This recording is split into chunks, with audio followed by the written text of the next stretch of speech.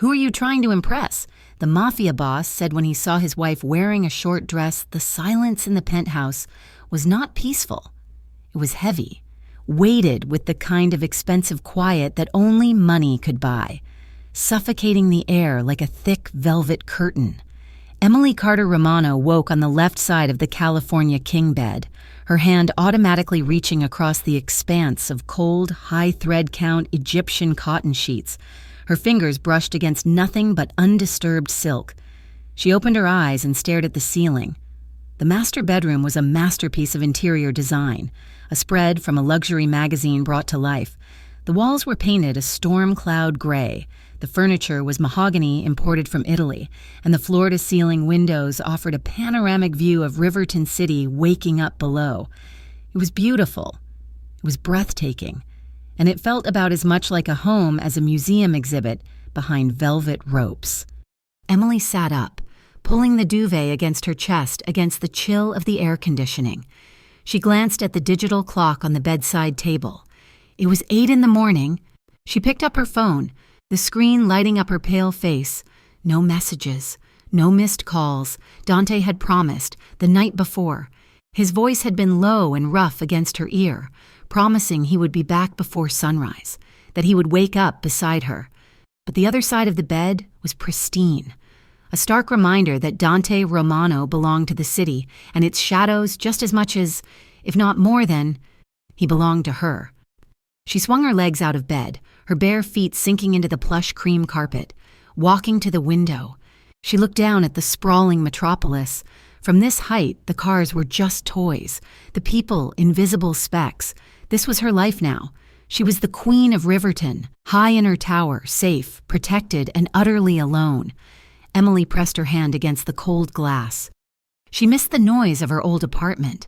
She missed the drafty windows and the neighbors arguing in the hallway.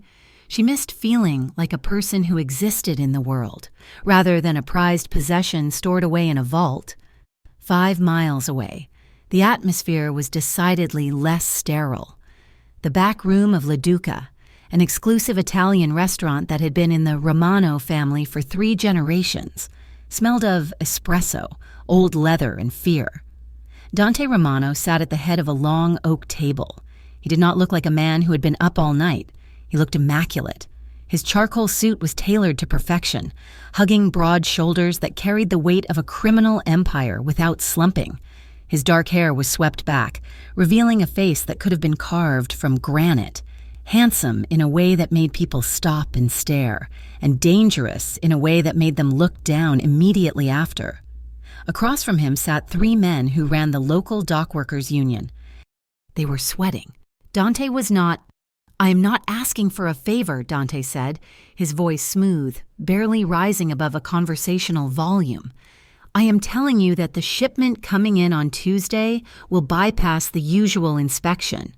The surcharge you are suggesting is insulting, not because of the money.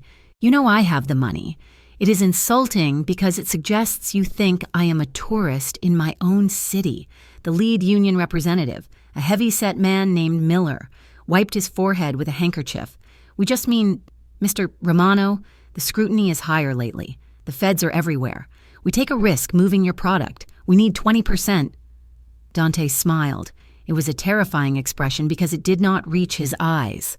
His eyes remained cold, calculating, devoid of mercy. 10%, Dante said, and you will take it because the alternative is that I replace you with men who understand loyalty. And I think we all know that the retirement plan for your position is usually quite abrupt." The silence that followed stretched tight, snapping only when Miller nodded vigorously. 10%, yes, of course. "Mr. Romano." Dante stood up. The meeting was over. The men scrambled to leave, their relief palpable as they exited the room. As the door clicked shut, the air in the room shifted. Nico, Dante's lieutenant and oldest friend, stepped out from the shadows of the corner where he had been leaning against the wall. Nico was leaner than Dante, with a scar running through his left eyebrow and a permanent expression of wariness. "That went well," Nico said, pouring himself a glass of water. Dante adjusted his cufflinks. He was tired.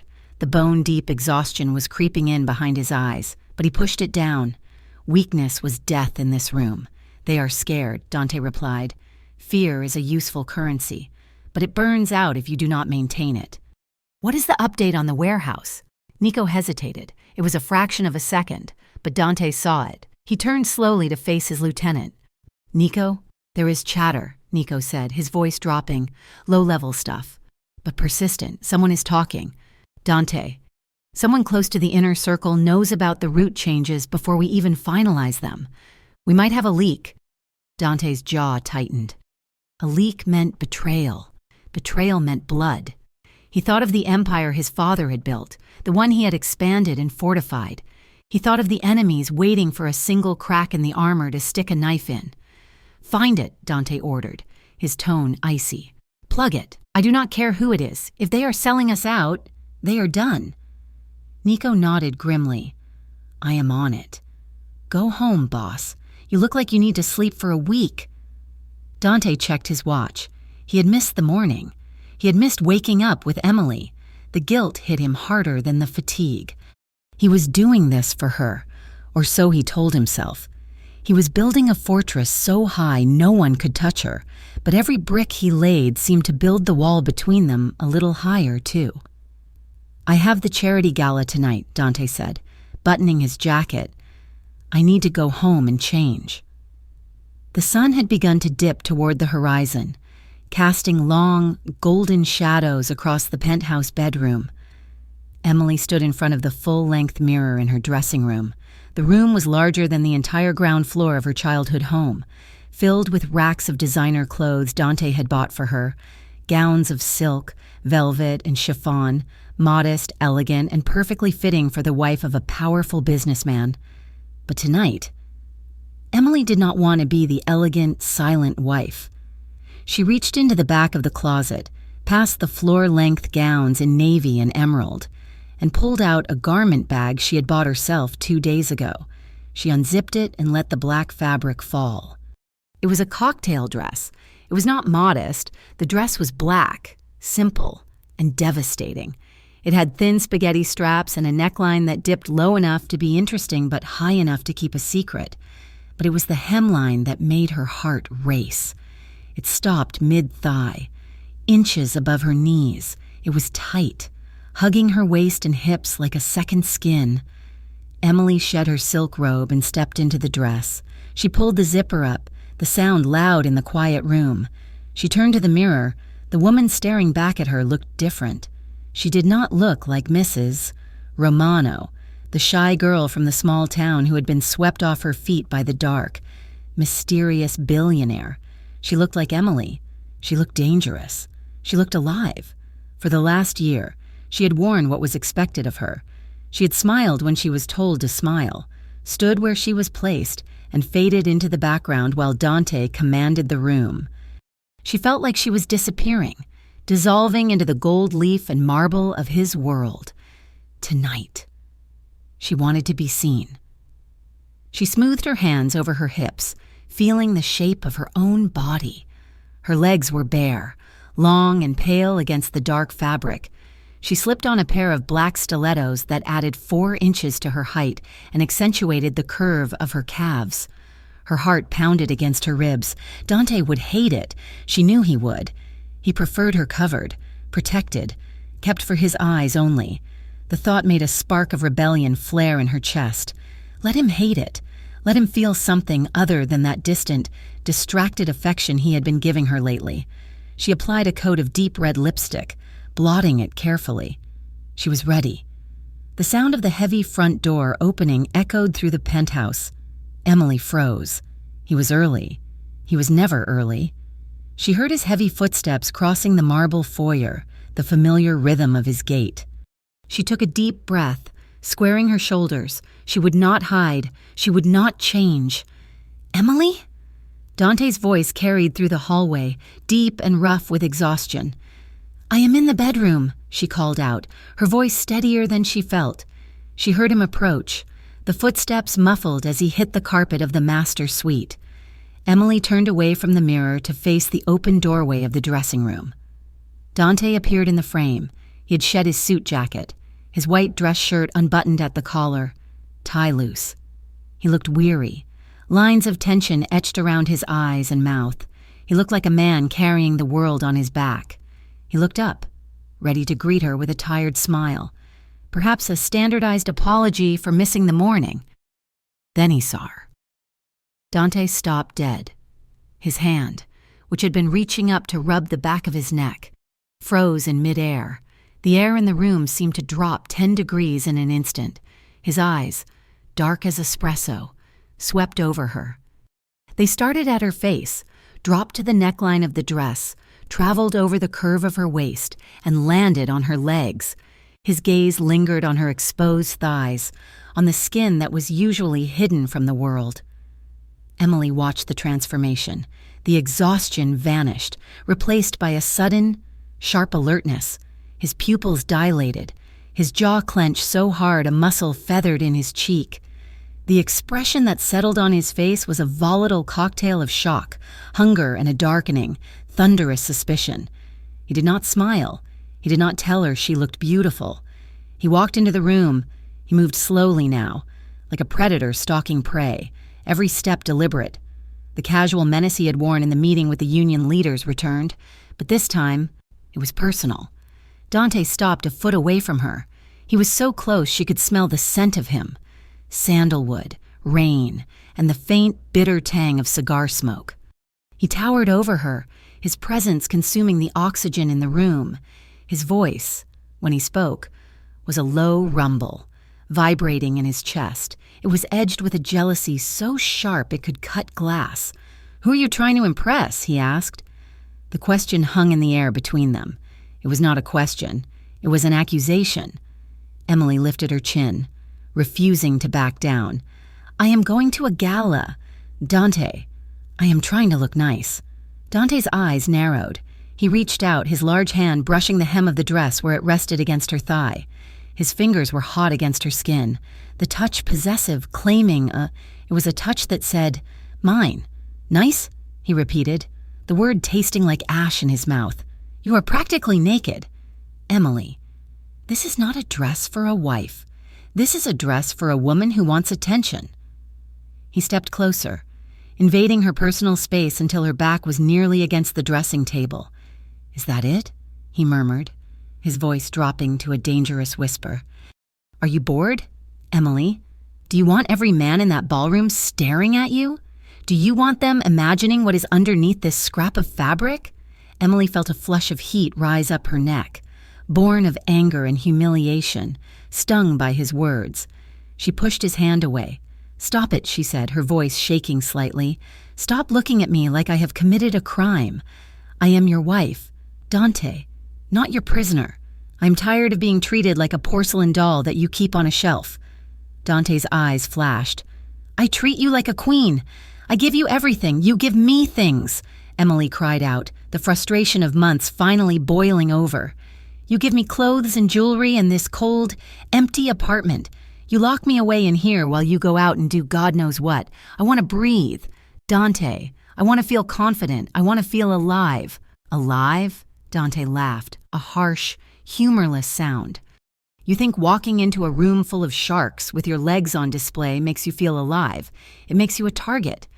Emily," he gestured violently toward the window, toward the city below. "You have no idea what is out there.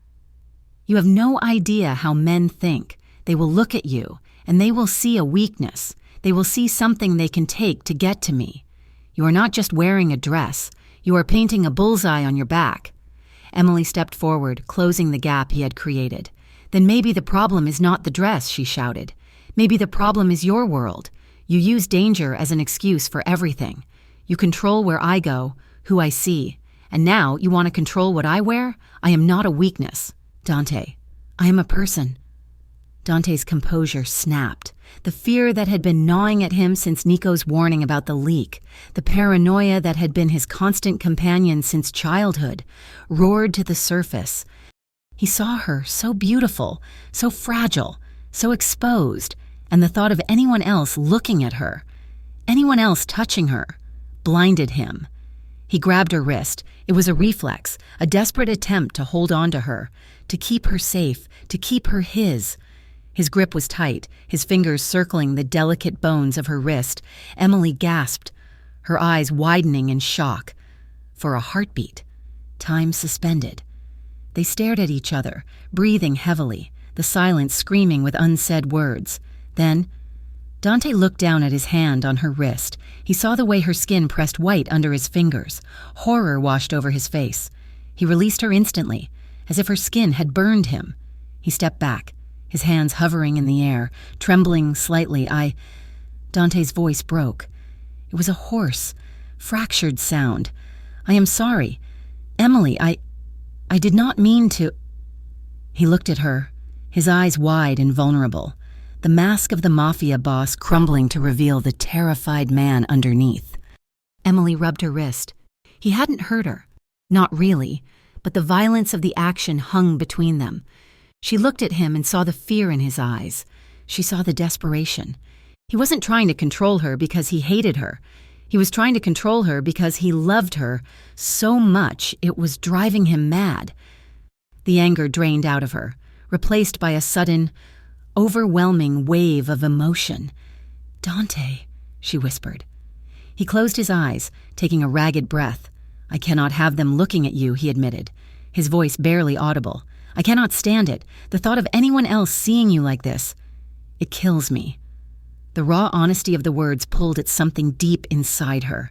The tension in the room shifted. It was no longer the tension of a fight.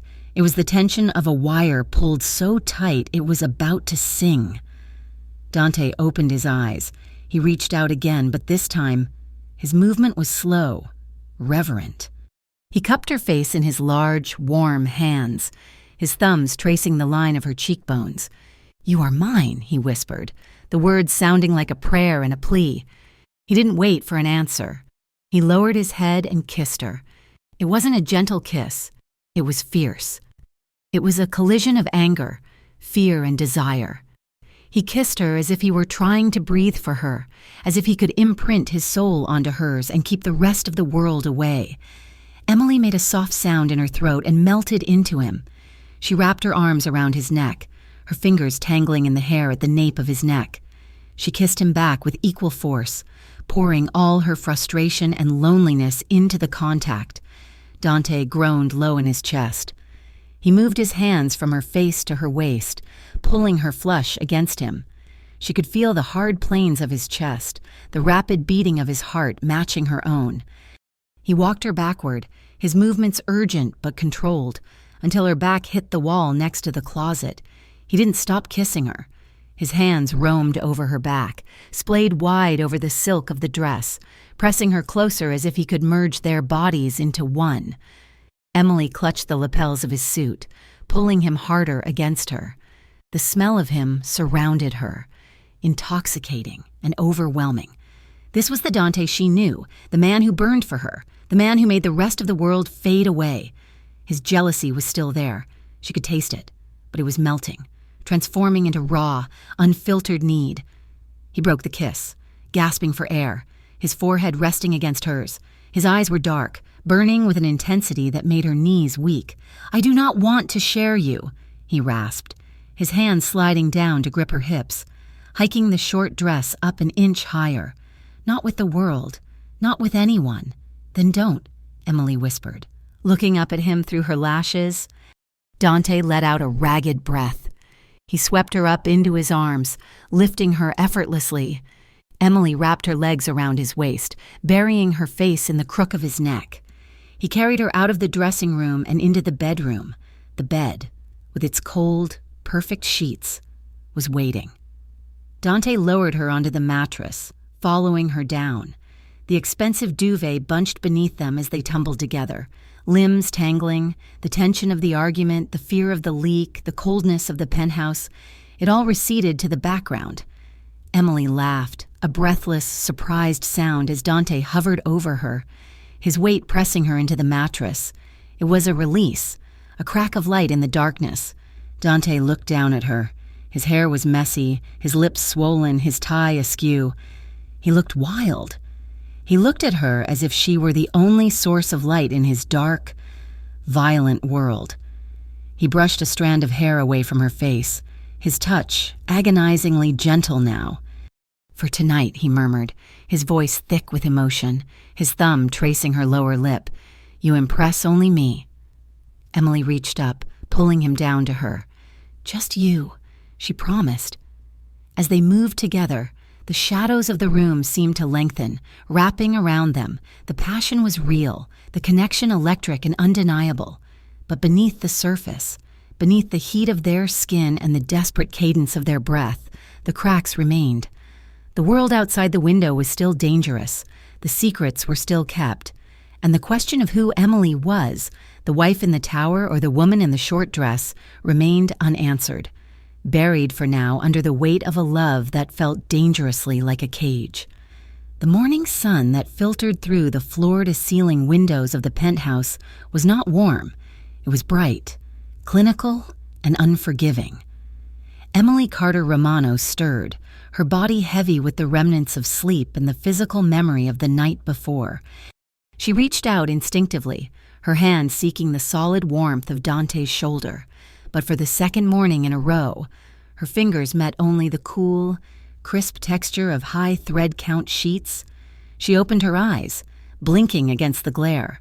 The space beside her was empty. The pillow was perfectly fluffed, as if he had never been there at all, erasing the evidence of the chaotic, desperate passion they had shared just hours ago. Emily sat up, pulling the sheet against her chest. On the mahogany nightstand, anchored by his heavy gold watch, sat a piece of thick, cream-colored stationery. She picked it up. Dante's handwriting was like the man himself, sharp, jagged, and aggressively assertive. "Be careful today. I will see you at the gala. Wear the jewelry I left in the safe." There was no signature. There was no "I love you." Just an order disguised as concern and a directive for her appearance. Emily traced the ink with her thumb, a bitter taste settling in the back of her throat. Last night, amidst the tangled sheets and breathless whispers, she had thought they had broken through something. She had thought the wall between them had crumbled. But looking at the note, she realized the wall was still there. They had simply climbed over it for a few hours before retreating to their respective sides. She was not sure if their argument had been resolved or just buried under the weight of their physical need for each other. 2 hours later, the atmosphere was drastically different. The Golden Spoon was a trendy bistro in the heart of Riverton's fashion district, alive with the sound of clinking silverware and chatter. Lily, Emily's best friend from before the marriage, sat across from her, waving a mimosa in the air like a conductor's baton. Lily was everything Emily currently felt she was not: loud, colorful, and unapologetically free. "So let me get this straight," Lily said, leaning over her avocado toast. "He comes home, sees you looking like a supermodel, gets jealous, yells at you, and then you guys sleep together, and now you are confused? Honey, that is not a marriage. That is a telenovela episode." Emily swirled her herbal tea, looking down at the table. "It is not that simple. Lily, he's under a lot of pressure. He worries about me." Lily raised an eyebrow, a skeptical arch that spoke volumes. "There is worrying and then there is controlling," Lily said, her voice dropping to a serious tone. "Emily, look at you. You used to be the girl who backpacked through Europe with $40 and a ham sandwich. Now you ask permission to leave your house? You are living in a gilded cage, a very expensive, very beautiful cage, but it still has bars." "He loves me," Emily said softly, though the defense felt flimsy even to her own ears. "I know he does." Lily sighed, softening. "But love and control are not the same thing. You are losing yourself. Em, you are fading into the background of his life. You need something for yourself, a real life, something that does not have the name Romano attached to it." Lily's words echoed in Emily's mind long after brunch ended. A real life. She did not go straight home. Instead, she told her driver to drop her off at the edge of the arts district, claiming she wanted to walk and shop for a gift. As the black sedan pulled away, Emily felt a thrill of illicit freedom. She walked past the high-end galleries with their locked doors and appointment-only policies, heading toward a smaller, older brick building on the corner. A hand-painted sign above the door read, "The Canvas Collective." Emily pushed the door open. A bell jingled cheerfully. The air inside smelled of turpentine, old paper, and coffee. It was messy, cluttered, and wonderfully imperfect. "Can I help you?" a voice called out. A man emerged from the back room, wiping paint-stained hands on a rag.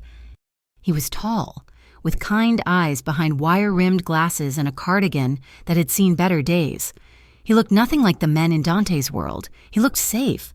"I saw the sign in the window," Emily said, her heart hammering against her ribs. "The one about help wanted?" The man smiled, and it reached his eyes instantly. "I am Alex, the owner. And yes, I am desperate. I am great at painting, but I am terrible at organizing. Do you have any experience?" "I have an art history degree," Emily said, realizing how long it had been since she had said that out loud. "And I have an eye for detail." Alex looked at her. Really looked at her, not assessing her value or her threat level, but just seeing a person. "You are hired," he said with a laugh. "What is your name?" Emily hesitated. If she said Romano, everything would change. The walls would go up. "Emily," she said. "Emily Carter. Welcome aboard." "Emily Carter," Alex said, extending a hand. Shaking it felt like sealing a pact with a past version of herself. She walked out of the shop 20 minutes later with a flexible schedule, a meager hourly wage that wouldn't cover the cost of her manicure, and a secret that made her feel more alive than she had in months. The sun had set by the time Dante's car idled in the private driveway of the penthouse building. He texted her that he was downstairs. Emily took one last look in the mirror. She had followed his instructions regarding the jewelry, a diamond necklace that felt heavy and cold against her collarbone, but she had made her own choice with the dress. It was a deep midnight blue, floor length, but the fabric was liquid silk that clung to every curve of her body, and the back dipped low. It was elegant, but it was not modest. When she stepped out of the elevator into the lobby, Dante was waiting. He was talking on his phone, his brow furrowed, but he hung up the moment he saw her. He wore a tuxedo that fit him like armor, emphasizing the breadth of his shoulders. He watched her approach, his eyes scanning her from head to toe. Emily braced herself for a critique, for a comment about the dress being too tight or the back being too low. Instead, Dante let out a slow breath. "You look beautiful," he said. His tone was guarded, tight. It was the sound of a man restraining himself. He offered her his arm, and as she took it, she felt the tension radiating off him. He was still wrestling with the jealousy from the night before, fighting a war between his pride and his possessiveness. "Shall we?" he asked. "We shall," she replied, squeezing his arm gently. The charity gala was held in the grand ballroom of the Ritz-Carlton. It was a sea of black ties and designer gowns, a convergence of Riverton City's elite. Politicians shook hands with real estate moguls, tech billionaires laughed with old money heirs. And weaving through it all, like sharks in a koi pond, were men like Dante, powerful, dangerous, and accepted because their money was just as green as everyone else's. Dante moved through the room like a king holding court. People parted for him. Men shook his hand with too much enthusiasm. Women looked at him with lingering gazes that made Emily's stomach turn. She was introduced a dozen times in the first hour. "This is my wife, Mrs. Romano. Pleasure to meet you. Mrs. Romano. Lovely dress, Mrs. Romano." She was an accessory, a beautiful, silent ornament hanging on the arm of the most powerful man in the room. Her identity, her thoughts, her humor. None of it mattered. She was just an extension of Dante. "I'm going to get a drink," Dante said after an hour of networking. "Stay here. Do not wander off." He did not ask. He commanded. Before Emily could object, he had disappeared into the crowd toward the bar. Emily let out a sigh, her shoulders slumping slightly. She turned away from the crushing crowd, looking for a quiet corner to breathe. She spotted a partition near the side entrance of the ballroom where a small art display had been set up for the silent auction. She walked toward it, drawn by the splash of color in the monochrome room. As she admired a modern abstract piece, a familiar voice spoke from behind her.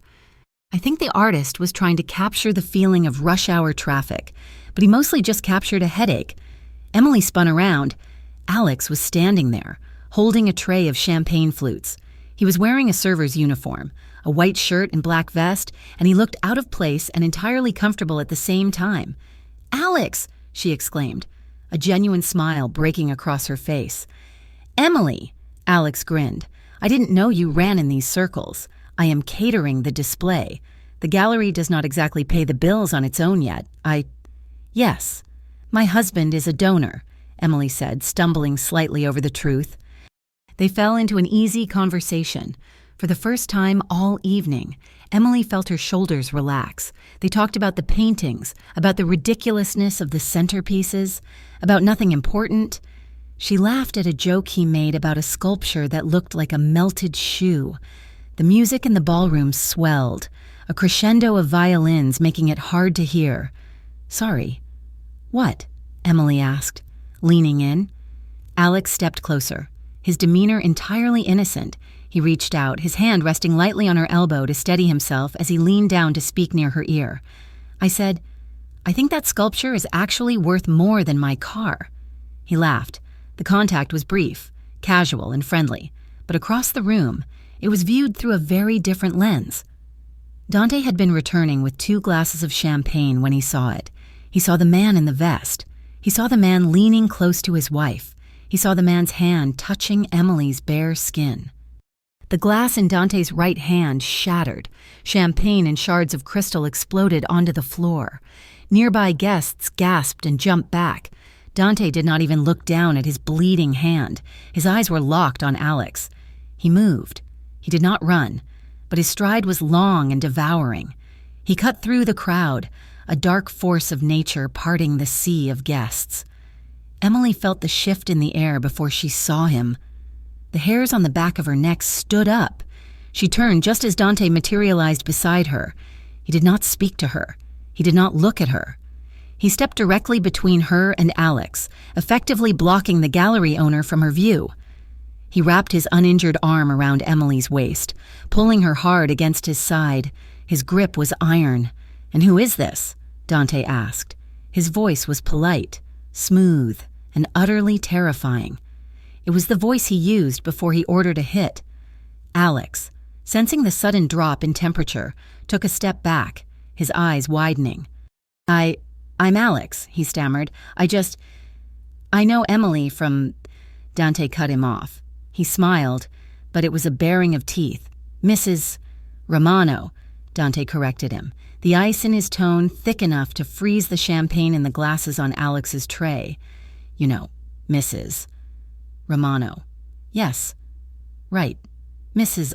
Romano," Alex said, swallowing hard. "I was just discussing the art."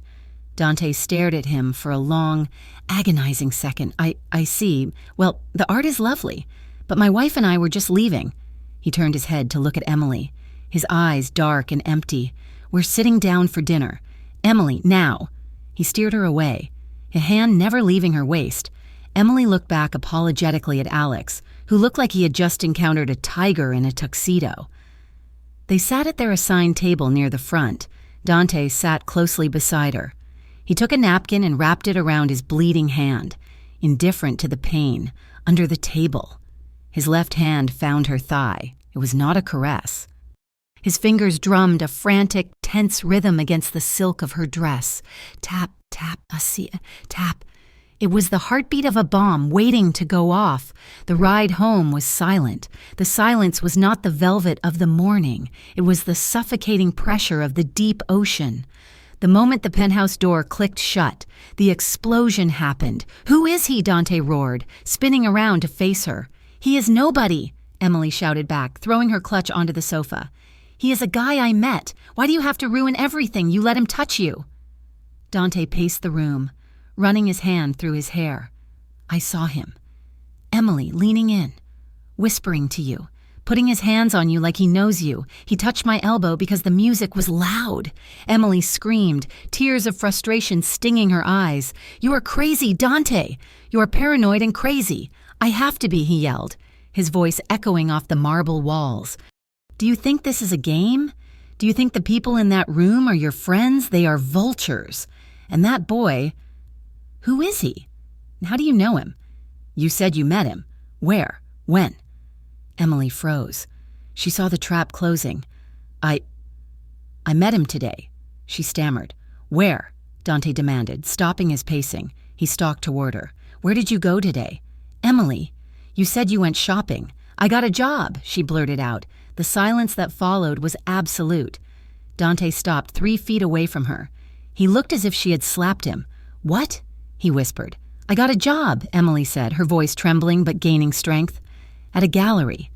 The Canvas Collective. Alex is the owner. I use my maiden name. I start on Monday.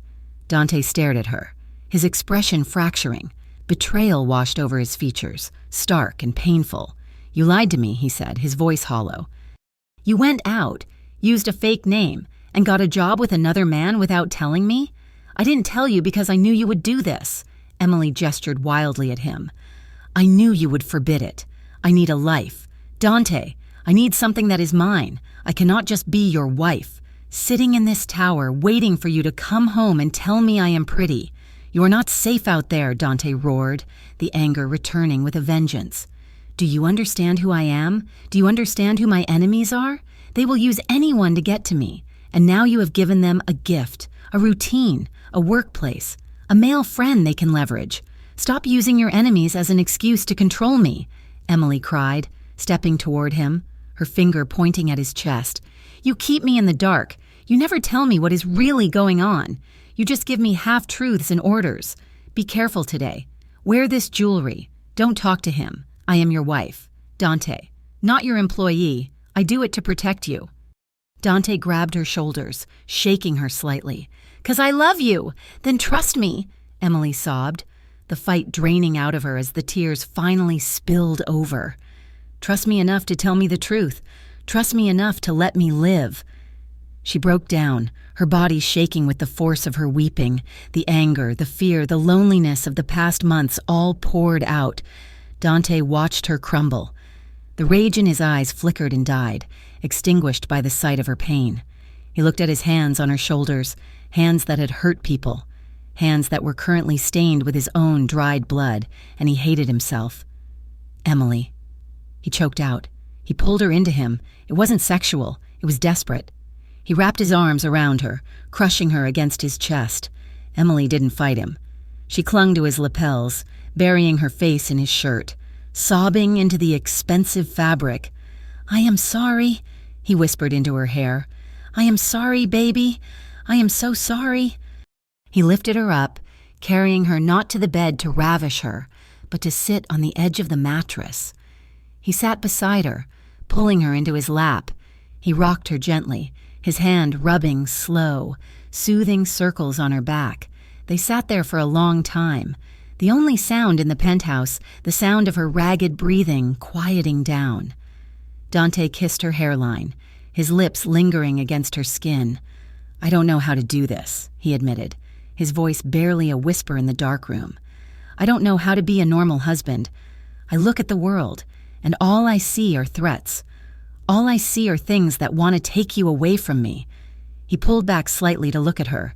His eyes were red-rimmed, stripped of their usual armor.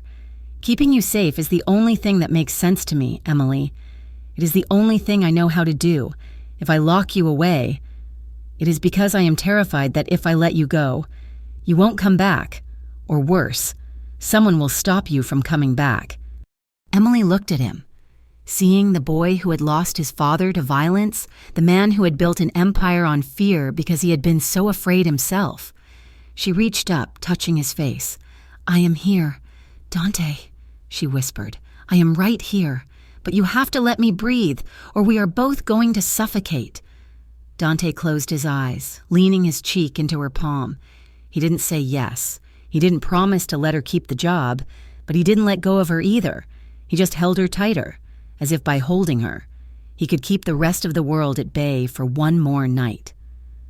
The air inside the abandoned textile warehouse in the industrial district of Riverton City was stale, smelling of rusted iron and damp concrete.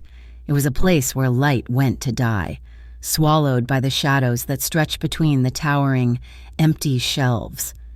Dante Romano stood in the center of the vast space, the single overhead halogen bulb casting harsh angles across his face. He did not look like a man who had slept. The circles under his eyes were dark bruises against his pale skin, and his hands, usually steady as stone, were clenched into fists at his sides. Marco, his cousin and a man whose ambition often outpaced his wisdom, leaned against a forklift, chewing on a toothpick.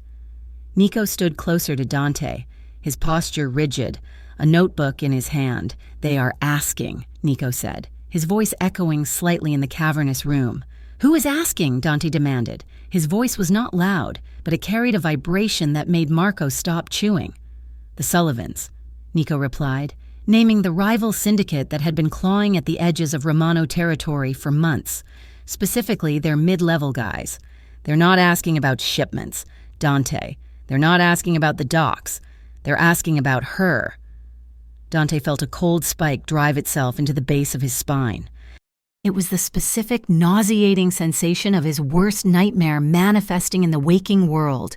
Since the gala, since the moment he had lost his temper and claimed Emily with a violence that drew every eye in the room. He had known this was coming. He had painted a target on her back, just as he had warned her he would. "What are they asking?"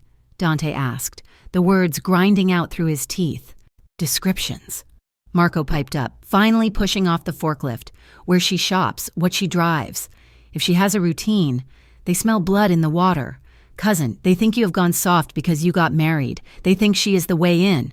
Dante turned on Marco so fast that his cousin flinched. "I have not gone soft," Dante hissed, stepping into Marco's personal space until the younger man had to look up. "I have something to lose. There is a difference." He turned back to Nico, pacing a tight circle on the dusty concrete. "Expand the perimeter," Dante ordered. "I want 3 men on the penthouse lobby, not 2. I want a tail on her every time she leaves the building. But they must be ghosts.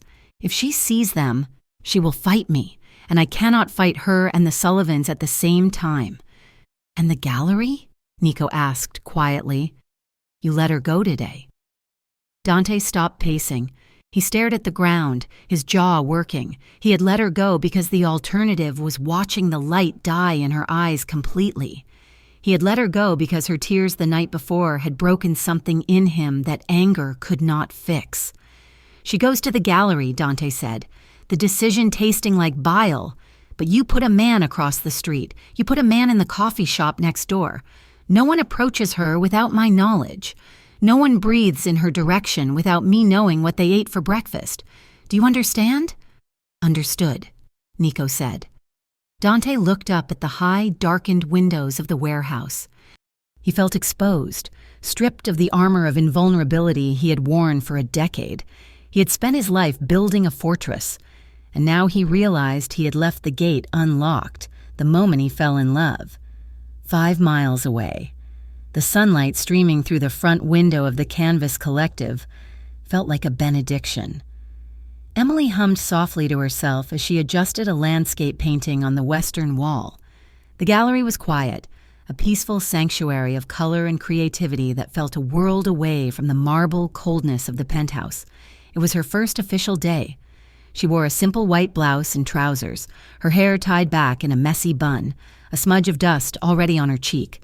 She felt ridiculous for being so happy about manual labor. But for the first time in months, she was not Mrs. Romano. She was just Emily. Alex was in the back room framing a new acquisition, leaving Emily to manage the floor. She had greeted 3 customers so far, a college student looking for inspiration, an elderly couple who bought a ceramic bowl, and a tourist asking for directions. Every interaction felt like a victory, a reclaiming of the social skills she thought had atrophied. She stepped back to admire her work with the landscape, wiping her hands on her pants. "You have a good eye," a voice said from behind her. Emily turned with a smile. A man was standing near the entrance, looking at a sculpture. He was average height, wearing a nondescript gray jacket and a baseball cap pulled low. He was quiet, blending so perfectly into the background that she hadn't heard the bell chime when he entered. "Thank you," Emily said brightly. "The light hits the oils better on this wall. I think The man nodded, turning his gaze from the sculpture to her. His eyes were flat, unreadable. "You work here every day?" he asked. It was a casual question, the kind of small talk anyone might make, but something about the way he stood, still, watchful, like a hunter in a blind, made a tiny alarm bell ring in the back of Emily's mind. She silenced it quickly. She was just being paranoid, infected by Dante's worldview. "Just part-time," she answered, keeping her tone light. "Mondays and Wednesdays for now." "Mondays and Wednesdays," the man repeated. "Good to know. Hard to find good help these days. You live around here?" Emily hesitated. The alarm bell rang louder. "Not far," she said vaguely. "Are you interested in the sculpture? It is by a local artist." The man smiled, but it was a quick, thin expression that vanished as fast as it appeared. "Just looking." He said, "Just seeing what is available." He lingered for another minute, his gaze drifting around the shop, noting the exits, the lack of security cameras, the single employee in the back room. Then, without another word, he turned and walked out. Emily watched him go, a shiver running down her arms despite the warmth of the day. She shook it off, telling herself she was being ridiculous, and turned back to the painting. Outside. The man in the gray jacket walked half a block down the street and slid into the passenger seat of a waiting sedan. He pulled a burner phone from his pocket and dialed a number. "It is confirmed," he said into the receiver. "She is there. Mondays and Wednesdays. No bodyguards visible. Just her and a hipster owner." A pause as he listened to the voice on the other end. "Yeah," the man said, looking back toward the gallery. "She's pretty. Looks soft. It will be easy. Like picking a flower." That evening, the penthouse was transformed. When Emily arrived home, tired but buzzing with a sense of accomplishment, she found the lights dimmed. Dozens of candles flickered on the dining table and out on the balcony, their flames dancing against the backdrop of the city's skyline. The scent of roasted rosemary and garlic filled the air, replacing the usual sterile smell of lemon polish. Dante emerged from the kitchen.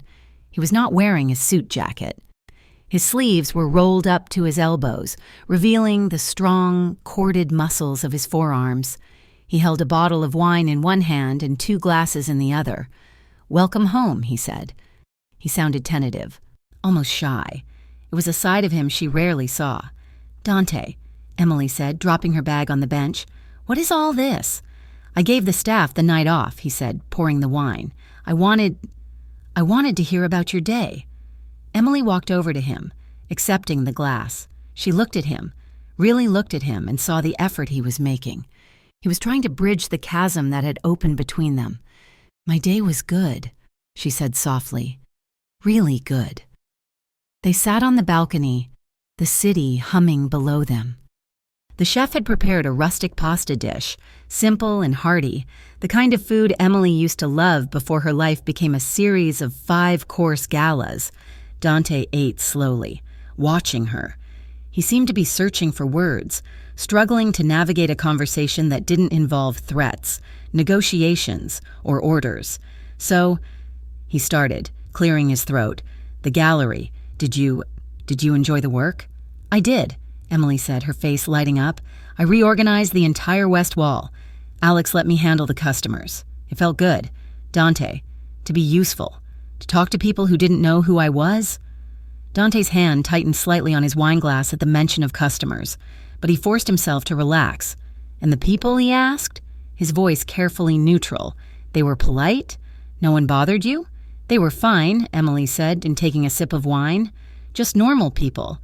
One guy was a little quiet, asked about my schedule, but he was harmless." Dante stopped chewing. His heart missed a beat. "He asked about your schedule?" Dante asked, his voice dropping an octave. Emily sensed the shift immediately and regretted mentioning it. "Just making conversation. Dante, he was just a customer. Please, don't start." Dante forced a smile, though it looked painful. "I am not starting. I am just listening. I am glad you had a good day." He reached across the table and took her hand. His palm was warm, calloused, and engulfing. "I want you to be happy."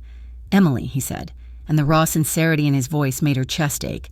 "I know I make it hard sometimes. I know I am. Difficult. Emily squeezed his hand. "You are not difficult. You are just complicated." Dante let out a short, dry laugh. He looked out at the city, his expression darkening as he journeyed into a memory he rarely touched.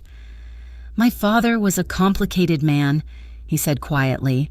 "He thought he could keep the business and his family in separate boxes. He thought if he was ruthless enough out there, he could be gentle at home." Emily stayed silent, knowing this was a door opening that had been locked for a long time. "He was killed when I was 12, Dante continued, his eyes unfocused. "A rival family wanted his territory. They knew they couldn't get to him directly. He was too guarded, so they waited until my mother took me to school. They used us to draw him out." He turned his gaze back to Emily. His eyes were pools of ancient grief. "He died in the street. Emily, trying to get to us. I watched it happen from the back seat of the car. That was the day I learned the lesson." "What lesson?" Emily whispered, tears pricking her eyes. "That love is a breach," Dante said, his voice trembling. "It is a crack in the wall. Enemies do not fight you fair. They find the thing you love, and they squeeze it until you break. I grew up promising myself I would never have a crack in my wall. I would never give anyone that power over me." He looked at her, and the vulnerability on his face was devastating. "And then I met you," he said simply, "and the wall didn't just crack. It shattered." Emily felt a tear slide down her cheek. She stood up and walked around the table. Dante stood to meet her. She didn't say anything. She just wrapped her arms around his waist and buried her face in his chest.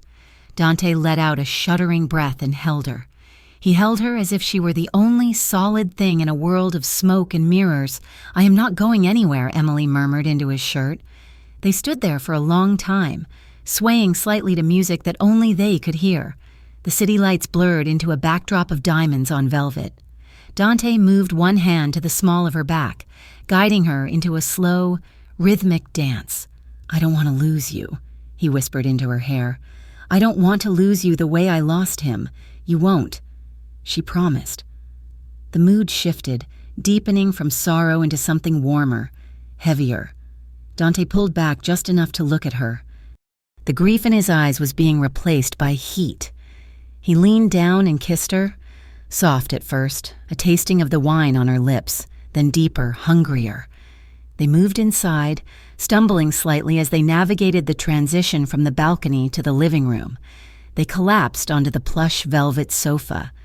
Emily climbed into his lap, straddling him, her dress riding up her thighs. Dante groaned, his hands sliding up her legs, tracing the soft skin, the friction of the day, the fear, the arguments. It all fueled the fire. "You are so beautiful," he murmured against her neck, his hands finding the zipper of her dress. "So beautiful it hurts." Emily tipped her head back, her hands tangling in his dark hair. She felt cherished. She felt seen. For the first time in their marriage, she felt like she understood the fear that drove him, and she wanted to burn it away with her touch. Their breathing grew uneven, ragged gasps filling the quiet room. Dante's hands were everywhere, possessing, worshipping. He kissed the hollow of her throat, his stubble grazing her sensitive skin, sending shivers down her spine. "This is it," Emily thought dizzily. "This is us. No walls, no secrets. Buzz." The sound was small, but in the charged silence, it sounded like a gunshot. Dante's phone, left on the coffee table, vibrated against the glass. He ignored it. He kissed her shoulder, his hand sliding higher on her thigh. "Buzz, buzz." Dante stiffened. He tried to stay in the moment, tried to stay with Emily, but the rhythm of the vibration was insistent, urgent. Emily pulled back slightly, breathless, her lips swollen. "Dante," she whispered. He squeezed his eyes shut for a second, a look of pure frustration contorting his features. He let out a curse, low and vicious. He pulled his hands away from her. The loss of contact was physical, a sudden coldness where there had been fire. "I am sorry," he rasped. His voice was rough, strained. I have to take this. It is the emergency line." He stood up, his fingers lingering on her hip for one last, desperate second before he pulled away completely. "We will finish this later," he promised, his eyes burning with unspent desire. "I promise." He grabbed the phone and stepped out onto the balcony, sliding the glass door shut behind him. Emily sat alone on the couch, her skin still tingling, her heart racing. She straightened her dress, trying to compose herself. She watched Dante through the glass. He answered the phone. She saw his posture change instantly. The lover vanished. The vulnerable boy who had lost his father vanished. In their place stood the Don, his shoulders squared, his hand gripping the balcony railing until his knuckles turned white. On the balcony, the cool night air did nothing to cool Dante's blood. "Talk to me," Dante said into the phone. "It is confirmed," Nico's voice said, tight and fast. "We pulled the security footage from the shop across the street from the gallery. We ran facial recognition. The guy in the gray jacket? The one Emily talked to?" Dante closed his eyes. He knew. He felt it in his gut. "Tell me," Dante commanded. "Local scout for the Sullivans." Nico said, "Name is Kovich. Low level, but he reports directly to their enforcer. He was clocking her."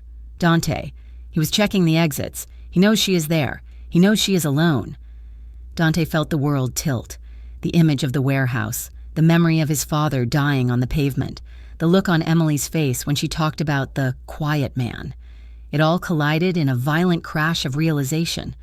She was not safe. He had been a fool to think he could let her have this. He had been a fool to think he could balance her happiness against her survival. "Pull the team," Dante said, his voice dead. "What?" Nico asked. "I said pull the team. She's not going back." Dante hung up.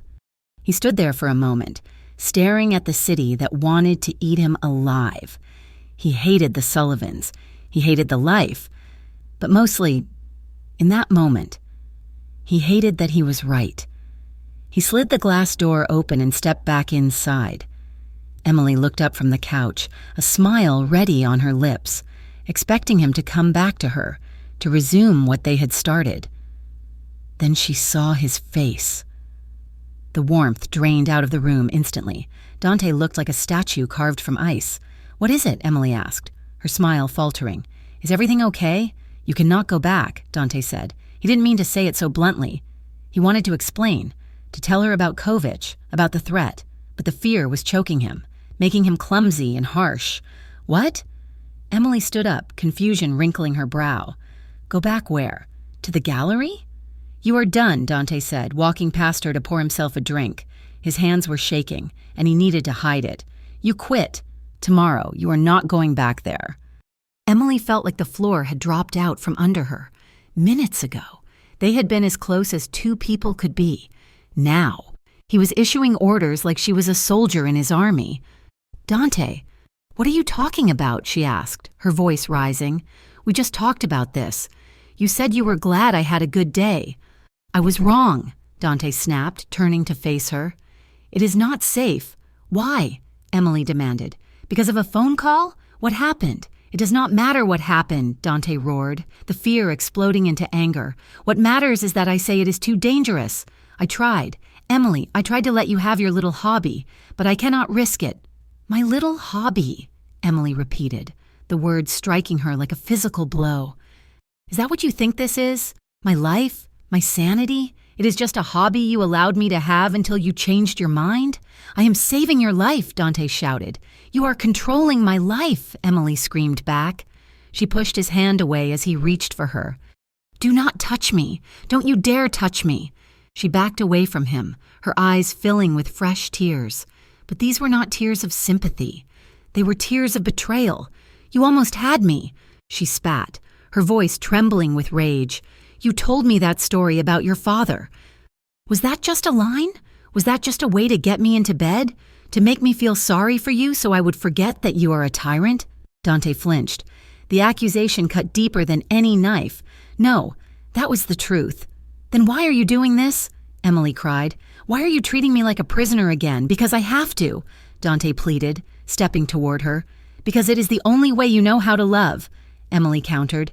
"You use protection as a leash. Dante, you wrap it around my neck and you pull whenever I get too far away." She looked at him, and the look of disgust on her face broke his heart. "I am not sleeping here," she said coldly. She turned and walked toward the guest bedroom. "Emily, wait," Dante called out, taking a step after her. She slammed the door.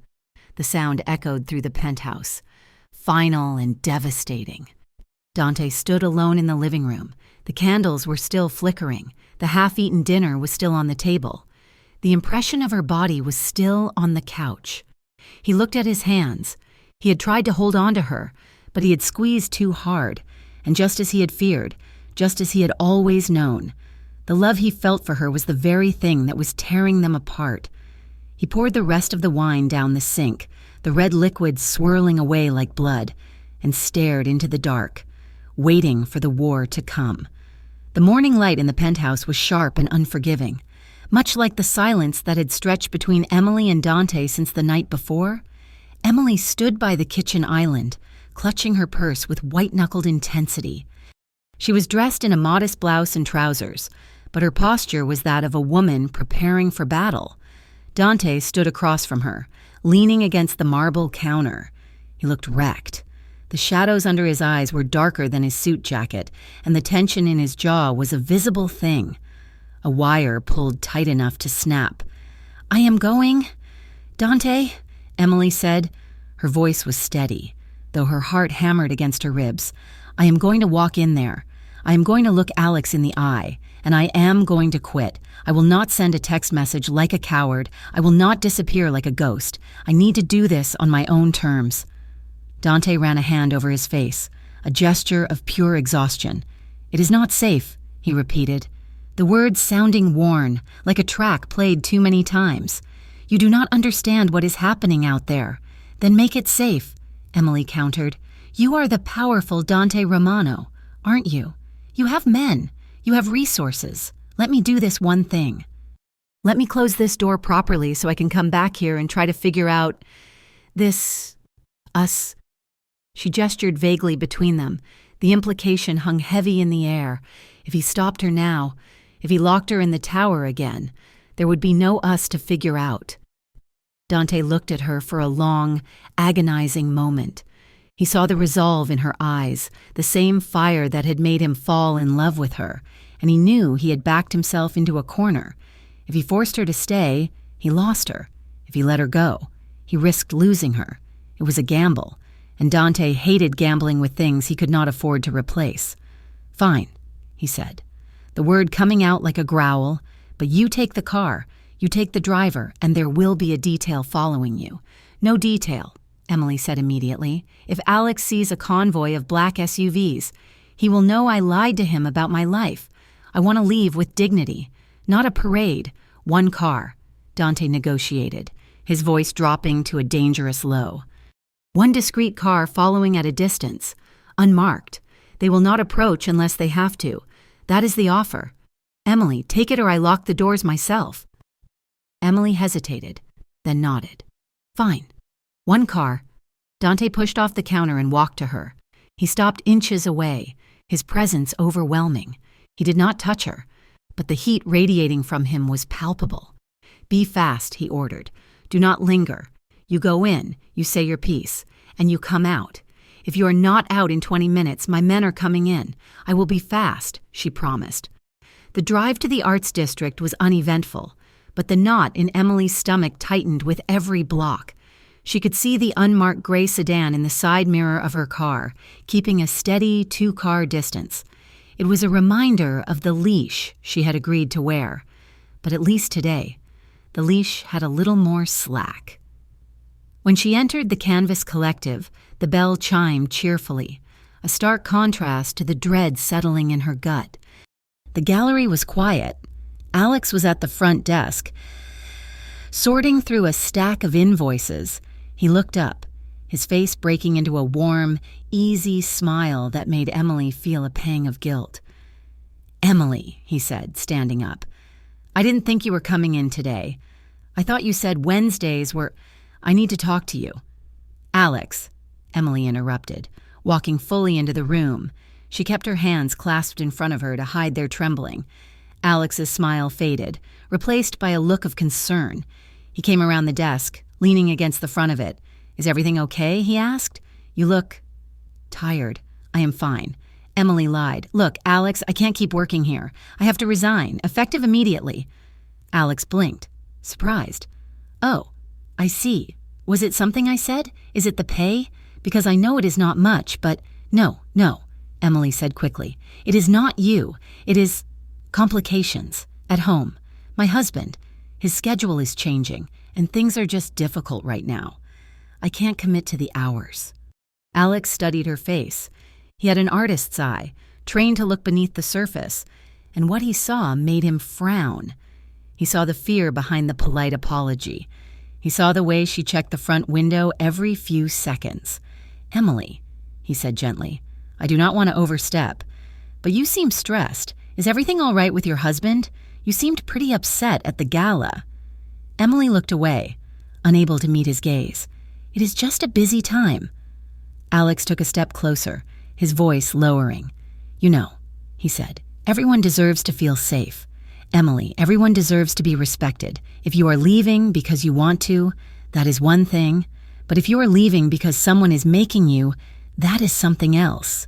The words landed with the weight of stones. They echoed the very thoughts Lily had planted, the very fears that kept Emily awake at night. Was she making a choice, or was she just obeying a command? "I am doing what is best," Emily said, her voice tight. "Thank you for the opportunity. Alex, really, you have a beautiful gallery." She turned to leave before he could say anything else, before the kindness in his eyes could unravel her completely. "Take care of yourself." "Emily," Alex called after her. Emily pushed open the door and stepped out onto the sidewalk. The sun was shining, but the air felt cold. She took a deep breath, trying to steady herself. She had done it. She had severed the tie. Now she could go back to the penthouse and try to fix the mess her marriage had become. She walked toward where her driver was waiting, her phone in her hand. Suddenly, tires screeched. It was a harsh, violent sound that tore through the quiet morning. A white cargo van jumped the curb, cutting off the path to her car. At the same moment, a heavy SUV slammed into the rear of the discreet gray sedan following her, the sound of crumpling metal echoing off the brick buildings. Emily froze. Her brain tried to process the scene, the smoke, the noise, the sudden chaos. The side door of the van slid open with a rasping metal sound. 2 men jumped out. They wore balaclavas and tactical vests. They did not look like street thugs. They looked like soldiers. "Run!" her driver shouted, scrambling to get out of the car, but he was too far away. Emily turned to run back toward the gallery, but a hand grabbed her arm. It was a grip like iron. She screamed. It was a raw, primal sound that ripped from her throat. "Let me go!" she shrieked, kicking out blindly. Her heel connected with a shin, but the man didn't even flinch. He hauled her toward the van as if she weighed nothing. Emily thrashed, her fingernails clawing at his tack vest, breaking against the hard fabric. "Dante!" she screamed, the name tearing from her lips before she could stop it. Another man grabbed her legs, lifting her off the ground. They threw her into the back of the van. The floor was metal and smelled of grease. Emily scrambled backward, trying to get to the open door, but a boot shoved her back down. No, please," she begged. The door slammed shut, plunging her into darkness. Outside, on the pavement. Her phone lay where it had fallen from her hand. The screen was cracked. It buzzed once, lighting up with a message from Dante. "Are you done?" Then the van tires squealed again, and the vehicle sped away, disappearing into the city traffic. The phone in Dante's pocket did not buzz. It rang with the specific, piercing tone he had assigned to the emergency line. Dante was standing in his study, pouring a glass of scotch he didn't intend to drink. He froze. The glass shattered in the sink as he dropped it. He answered the phone. "Report," he said. "Boss." The voice on the other end was wet, gurgling. It was the lead from the tail car. "We are hit. SUV. Rammed us. They took her. White van. Heading east." The world stopped. For a second, Dante Romano ceased to exist.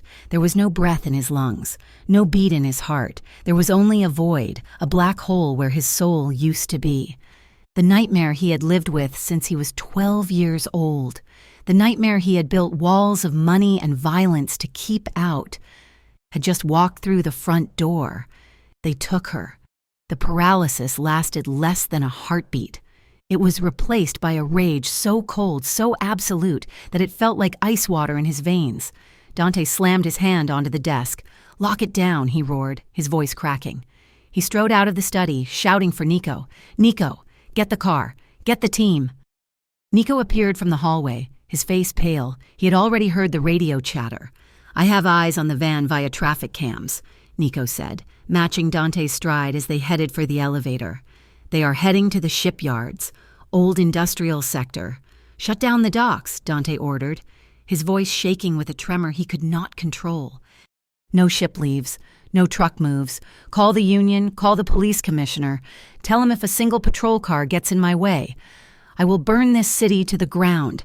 He stepped into the elevator, checking the load on his handgun. His hands were trembling. He stared at them, furious at the weakness.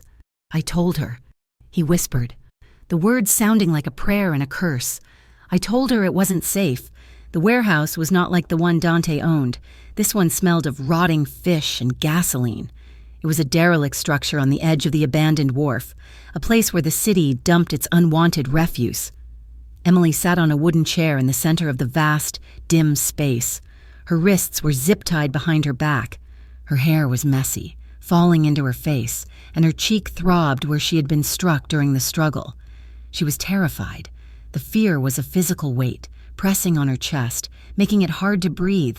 But beneath the fear was a cold clarity. She was in Dante's world now. This was the reality he had tried to hide behind penthouse walls and charity galas. A man walked out of the shadows. He was older, with silver hair and a suit that cost more than Emily's car. He looked like a grandfather, except for the eyes. His eyes were dead. "Mrs.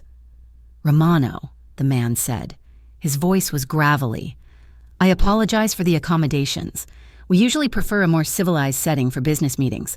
"You are Sullivan," Emily said. Her voice shook, but she forced the words out.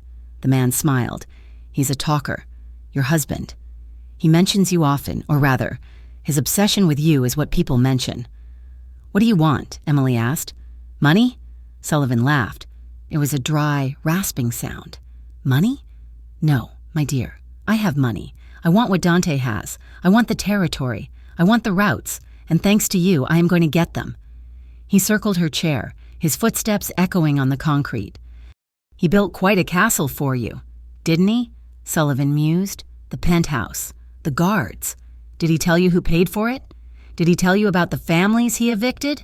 The debts he collected with a baseball bat?" Emily closed her eyes. "I don't believe you." "Open your eyes." "Emily," Sullivan snapped. "Look at where you are. This is his life. He's not a businessman. He is a butcher in a suit. He will trade anything for power. He will trade his soul. And today, we are going to see if he will trade his empire for you." A heavy metal door at the far end of the warehouse groaned open. Sullivan stopped circling. He looked toward the entrance. "Right on time," he murmured. Dante walked in. He was not alone. Nico and 3 other men flanked him, their weapons drawn and raised. But Dante held his hands out to his sides, showing he was not currently aiming a weapon. He looked at Emily. In that split second, Emily saw everything. She saw the terror in his eyes, a terror that eclipsed anything she was feeling. She saw the sweat on his brow, the sheer desperation etched into the lines of his face. He didn't look like a butcher. He looked like a man watching his heart being ripped out of his chest. "Let her go." "Sullivan," Dante said. His voice was calm, but it was the calm before a hurricane. Sullivan chuckled. He stepped behind Emily, placing a hand on her shoulder. Emily flinched, shrinking away from his touch. Dante's eyes tracked the movement.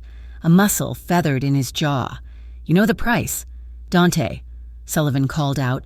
"Sign over the Port Authority contracts. Pull your men from the North District. You walk away with nothing, and she walks away alive, and Done," Dante said. The word hung in the air. Nico looked at Dante, shock registering on his face. "Dante, you can't—" "Done?" Dante repeated, louder. "Contracts, territory. Take it, just cut the ties." Sullivan looked surprised. He hadn't expected it to be that easy. He had expected a negotiation, a fight. "You would give it all up?" Sullivan asked. skepticism coloring his tone. "The great Dante Romano? For a girl? She is my wife," Dante said, "and if you do not take your hand off her in the next 3 seconds, I will not just kill you, I will erase your entire bloodline from history." Sullivan's eyes narrowed. He sensed a trap. He pulled a gun from his waistband and pressed the barrel against Emily's temple.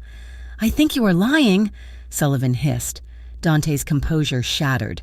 "No!" he shouted, stepping forward. "Drop it!" Sullivan yelled. Chaos erupted. It happened in a blur. One of Nico's men saw a shadow move in the rafters. A sniper, he fired. The gunshot echoed like a cannon blast. "Move!" Dante screamed. He didn't run for cover. He ran for Emily. Bullets began to fly. Sullivan ducked behind Emily's chair, using her as a human shield, firing blindly toward Dante. Dante didn't stop. He threw himself forward, sliding across the gritty concrete. He crashed into the chair, knocking Emily over. The impact knocked the wind out of her. She hit the floor hard, her shoulder taking the brunt of the fall. Dante was on top of her instantly. He was heavy, warm, and solid. He curled his body around hers, covering her head with his hands, shielding her vital organs with his own back. "Stay down!" he roared into her ear. Above them, the air was filled with the deafening crack of gunfire. Glass from the high windows shattered, raining down like diamonds. Emily squeezed her eyes shut, screaming into Dante's chest. She could feel him flinch every time a bullet struck the floor near them, his muscles jerking as if he were absorbing the blows for her. "Nico!" Dante shouted. "The sniper, left flank." More shots. A scream of pain that wasn't Dante's. Then suddenly, silence. It was a ringing, heavy silence, broken only by the sound of labored breathing and the tinkle of falling glass. "Clear!" Nico's voice called out, sounding breathless. Dante didn't move immediately. He stayed curled around her, his heavy breathing ragged against her ear. "Emily?" he whispered. "I'm okay," she sobbed. "I'm okay." Dante shifted. He pulled a knife from his belt. Emily flinched, but he only reached behind her, slashing the zip ties with a single, violent motion. Her arms fell free. Dante grabbed her, hauling her to her feet. He didn't let her walk. He scooped her up into his arms, holding her tightly against his chest. He turned and walked toward the exit, stepping over the debris. He didn't look at Sullivan, who lay motionless on the floor. He only looked at the door. "Dante." Emily wept, clutching his shirt. "Your arm." He glanced down. His left sleeve was torn, blood seeping through the fabric where a graze had caught him. "It is nothing," he said through gritted teeth. He carried her out into the cool evening air. The sirens were wailing in the distance, getting closer. He set her down near the SUV, but he didn't let go. He cupped her face in his hands, his fingers trembling violently. He tilted her head back, scanning her face, checking her eyes, her lips, the bruise on her cheek. "Did they touch you?" he demanded, his voice broken, aside from the chair. "Did they touch you?" "No," Emily cried, shaking her head. "No, Dante." He pulled her into him, burying his face in her neck. He let out a sound that was half sob, half growl. "I got you," he whispered fiercely. "I got you. I promise. No one will ever touch you again. I will burn the whole world before I let them touch you." Emily clung to him. She could feel the tremors running through his body, the sheer terror radiating off him. In that moment, surrounded by violence and blood, she realized the depth of his love. It was terrifying. It was overwhelming. And it had almost gotten him killed. The doctor left the master bedroom quietly, closing the door with a soft click. "She is fine," the doctor told Dante, who was standing by the window, staring out at the city lights. "Just bruising. Shock. I gave her a mild sedative to help her sleep, but she is fighting it. She wants to talk to you." Dante nodded. He didn't turn around. "Leave us." The doctor left. Dante stood there for a long moment. He had washed the blood off his hands, but he could still feel it. He could still smell the warehouse. He could still see the gun pressed against Emily's temple. He turned and walked to the bed. Emily was sitting up, propped against the pillows. She looked small, pale. The bruise on her cheek was darkening to a purple, ugly mark against her skin. She watched him approach. Her eyes were not filled with gratitude. They were filled with a haunted, desperate need for answers. Dante sat on the edge of the bed. He didn't reach for her. He folded his hands in his lap, staring at them. Sullivan said. Emily started, her voice raspy. Sullivan said, "Your empire is built on blood. He said you are a butcher." Dante closed his eyes. He wanted to lie. He wanted to tell her Sullivan was a liar, a monster who said things to hurt her. He wanted to wrap her in the illusion of the legitimate businessman one last time. But he looked at the bruise on her face. He looked at the way her hands were shaking. The illusion was dead. It had died in the back of a white van. "He's right," Dante said. The silence in the room was deafening. Emily let out a small, sharp breath. "Tell me," she whispered. "Everything." Dante looked up. He met her gaze.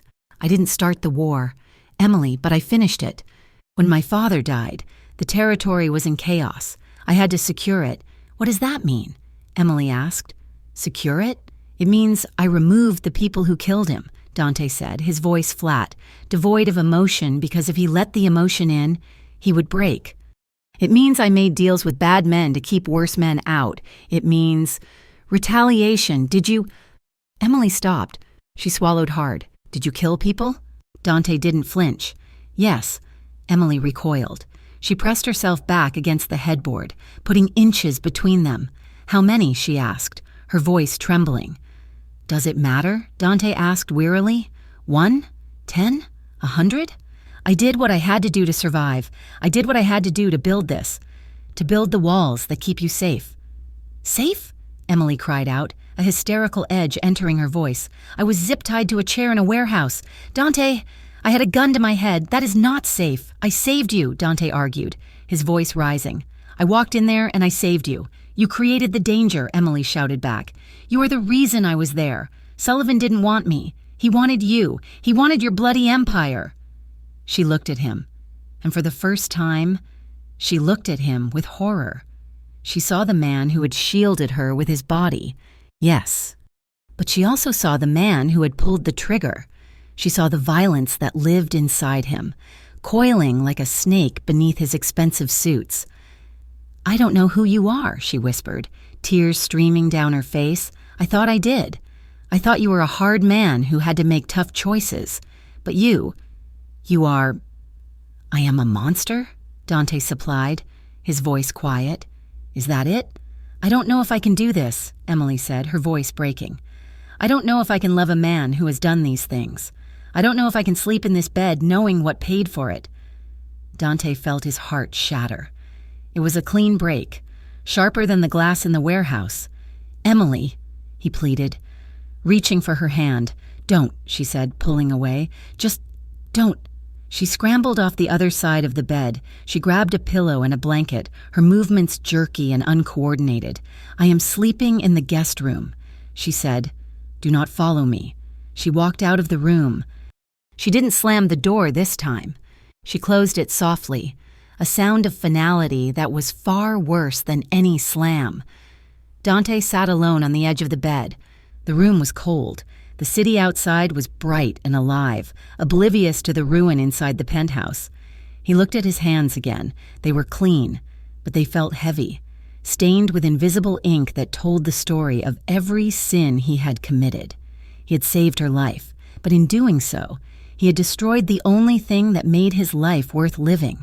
He buried his face in his hands and sat in the darkness, waiting for the dawn that would bring no relief. The silence in the penthouse was not the peaceful quiet of a library. It was the suffocating, pressurized silence of a submarine resting at the bottom of the ocean. 3 days had passed since the warehouse, since the blood and the broken glass and the truth that had shattered the illusion of their marriage.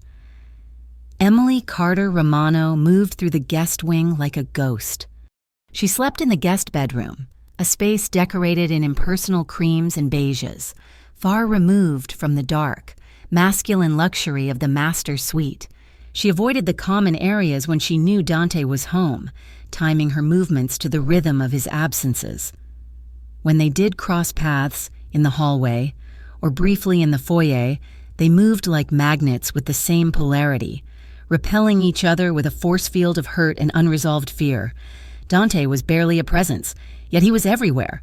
He buried himself in his study, the door constantly closed, muffled voices of security teams drifting through the wood. He was working, planning, fortifying, but Emily knew he was also hiding. The man who had faced down a rival boss with a gun to his wife's head was now terrified to face the wife he had saved. On the fourth day, Emily left the penthouse. She did not ask for permission.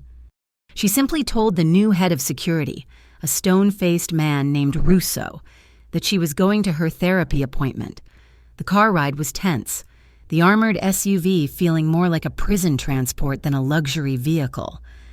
Russo drove, his eyes constantly scanning the mirrors. Emily stared out the window, watching Riverton City roll by, a city that looked different now that she knew what kind of monsters lived in its shadows. Her therapist's office was in a quiet medical building on the west side, a neutral zone of potted plants and soft music. After the session, where Emily spent 50 minutes talking around the edges of her trauma without admitting the illegal reality of it, she stepped out into the crisp autumn air. Russo was waiting by the car, but another man intercepted her before she could reach the curb. Mrs. Romano? He was tall, wearing a suit that was off the rack, not bespoke. He had a kind face, tired eyes, and the unassuming posture of a man who spent a lot of time waiting. Emily stopped. Russo took a step forward, his hand moving toward his jacket, but the man held up a badge. Special Agent Cole Turner. FBI, the man said calmly. I am not here to cause a scene. Russo, I just want a word with Mrs. Romano. Russo looked at Emily. The protocol was to shove her in the car and drive away. But Emily was tired of protocols. She was tired of men deciding who she could talk to. It is okay, she said to Russo. Give us a minute. Turner nodded his thanks and gestured to a concrete bench near the building entrance. Away from the ears of the bodyguard, I know you have had a rough week. Emily, Turner said gently. He used her first name, stripping away the Romano title that felt like a target these days. We heard about the warehouse. We know Sullivan took you. Emily wrapped her coat tighter around herself. If you know about it, why didn't you stop it? We are building a case, Turner said, his voice regretful. These things take time. We have been watching Dante for 6 years. We've been watching the syndicate for 20. We know about the docs. We know about the payoffs. And now, we know about the kidnapping. He turned to look at her, his expression earnest. You do not belong in this world. Emily, I have read your file. You are a small-town girl. You like art. You volunteer. You fell in love with a man, not a mob boss, but now you are in the crossfire. What do you want? Emily asked, her voice hollow. I want to offer you a way out, Turner said. He reached into his jacket pocket. Russo tensed, but Turner only pulled out a business card. Witness protection, Turner said softly. We can relocate you. New name, new history, a fresh start in a town where no one knows the name Romano. You could have a normal life again. A life where you do not have to check the exits when you walk into a room. Emily looked at the card. Normal life. It was the thing she had screamed she wanted just days ago. And in exchange, she asked, in exchange, you tell us what you know. Turner said, you testify. You help us take the Romano syndicate apart, brick by brick. He leaned in slightly. Dante is going down. Emily. It is not a matter of if, but when. The walls are closing in. Sullivan is just the beginning. You can go down with him, or you can help us end the violence. You can save yourself. Emily stared at him. She thought of Dante shielding her body with his own. She thought of the way his hands shook when he checked her for injuries. She also thought of the gun at her temple and the cold realization that his empire was built on bones. Think about it, Turner said, pressing the card into her hand, before it is too late. While Emily sat on a bench with the FBI, Dante sat in his study, staring at a bottle of scotch he refused to open. Nico stood across the desk. The lieutenant looked haggard. The warehouse rescue had been a success, but the fallout was catastrophic. The streets were buzzing. The truce with the Sullivans was shattered, and worse, the police were circling closer than ever. It is not just outside pressure, Nico said, his voice low. We are hemorrhaging information. Dante, the feds knew about the warehouse hit before we even cleared the perimeter. Sullivan knew exactly where to grab Emily. This is not a sloppy operation. This is a leak from the top. Dante rubbed his temples. He knew what Nico was going to say. He had been dancing around the truth for weeks, blinding himself with loyalty. Who? Dante asked. Nico hesitated, then sighed. Marco. Dante closed his eyes. Marco, his cousin, the boy he had grown up with. He has been meeting with people, Nico continued. Off the books. He is unhappy. Dante, he thinks you are going soft. He thinks the changes you are making, moving money into construction, into clean tech, he thinks you are bleeding the family dry. He wants the old days back. He wants the blood back, Dante corrected bitterly. Ambition is a dangerous drug, Nico said, and Marco has been overdosing on it. If he is talking to the rivals. Dante. He might be talking to the law, too, buying himself insurance in case the ship goes down. Dante stood up and walked to the window. The city lights were coming on, a grid of gold against the darkening sky. He had spent 10 years trying to turn this criminal empire into something legitimate, something that didn't require looking over his shoulder. He was so close. Watch him, Dante ordered, his voice cold. Do not touch him yet. We need proof. But if he is selling us out. He didn't finish the sentence. He didn't have to. That night, the penthouse was a tomb. The air conditioning hummed, circulating the chill.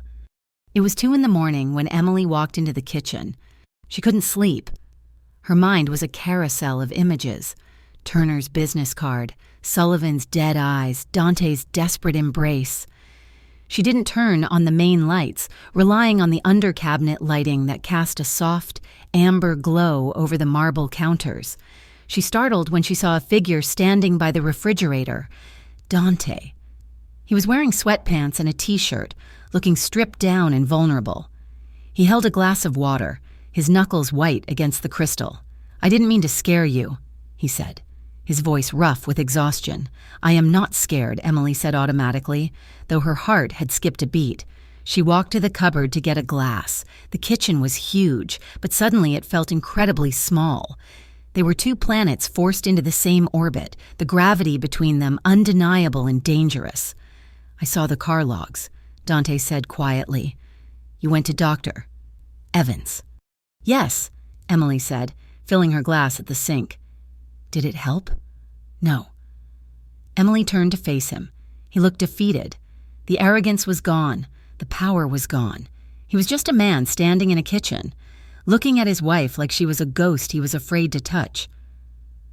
Why didn't you tell me? Emily asked. Tell you what? That you were trying to get out, she said. Dante froze. He looked at her, confusion warring with wariness. I don't know what you mean. Don't lie to me, Dante, Emily said, her voice trembling. Not anymore. I heard you on the phone yesterday. I heard you talking to your lawyer about the construction permits, about the clean energy transfer. She took a step closer. You are moving the money. She said, you're trying to go legit. Dante set his glass down. He slumped against the counter, the fight draining out of him. For 3 years, he admitted. I have been trying for 3 years. It is not like flipping a switch, Emily.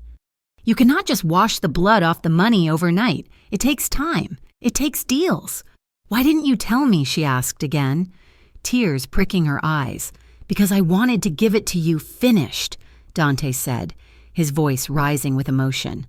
I wanted to hand you a life that was clean. I didn't want you to see the mess. I didn't want you to know how hard it was to scrub the stains out. I wanted to wake up one morning and tell you that I was just a businessman, and it would be the truth. He looked at her, his eyes burning. I did it for you, Emily. Before I met you, I didn't care. I was happy being the king of the ashes. But then I wanted a white picket fence. I wanted to be the man you thought I was. Emily felt a sob rise in her throat. She looked at this man, this dangerous, violent, complicated man, and she saw the love that drove him. He had been fighting a war she didn't even know about, trying to build a raft to carry them both to safety. You dragged me into this war? "Dante," she whispered, "but you were trying to get me out. I failed," he rasped. "I wasn't fast enough." He looked away, unable to bear her gaze. "I am sorry," he whispered. The distance between them was 5 feet of marble floor, but it felt like miles of hurt. Yet, as Emily watched him, the anger that had been fueling her for days began to dissolve, replaced by a profound, aching sorrow. They were both victims of his past. She took a step toward him, then another. Dante looked up, surprised by her movement. He didn't move. He stood frozen, as if he were afraid that breathing would scare her away. Emily reached up. Her hand trembled as she brushed a tear from his cheek, a tear he hadn't even realized he had shed. His skin was warm. The contact sent a shockwave through both of them. "Dante," she breathed. He made a sound in his throat, a sound of pure longing. He stepped closer, eliminating the space between them. He didn't grab her, and he didn't claim her. He just rested his forehead against hers, closing his eyes. "I missed you," he whispered. "God, I missed you." Emily didn't pull away.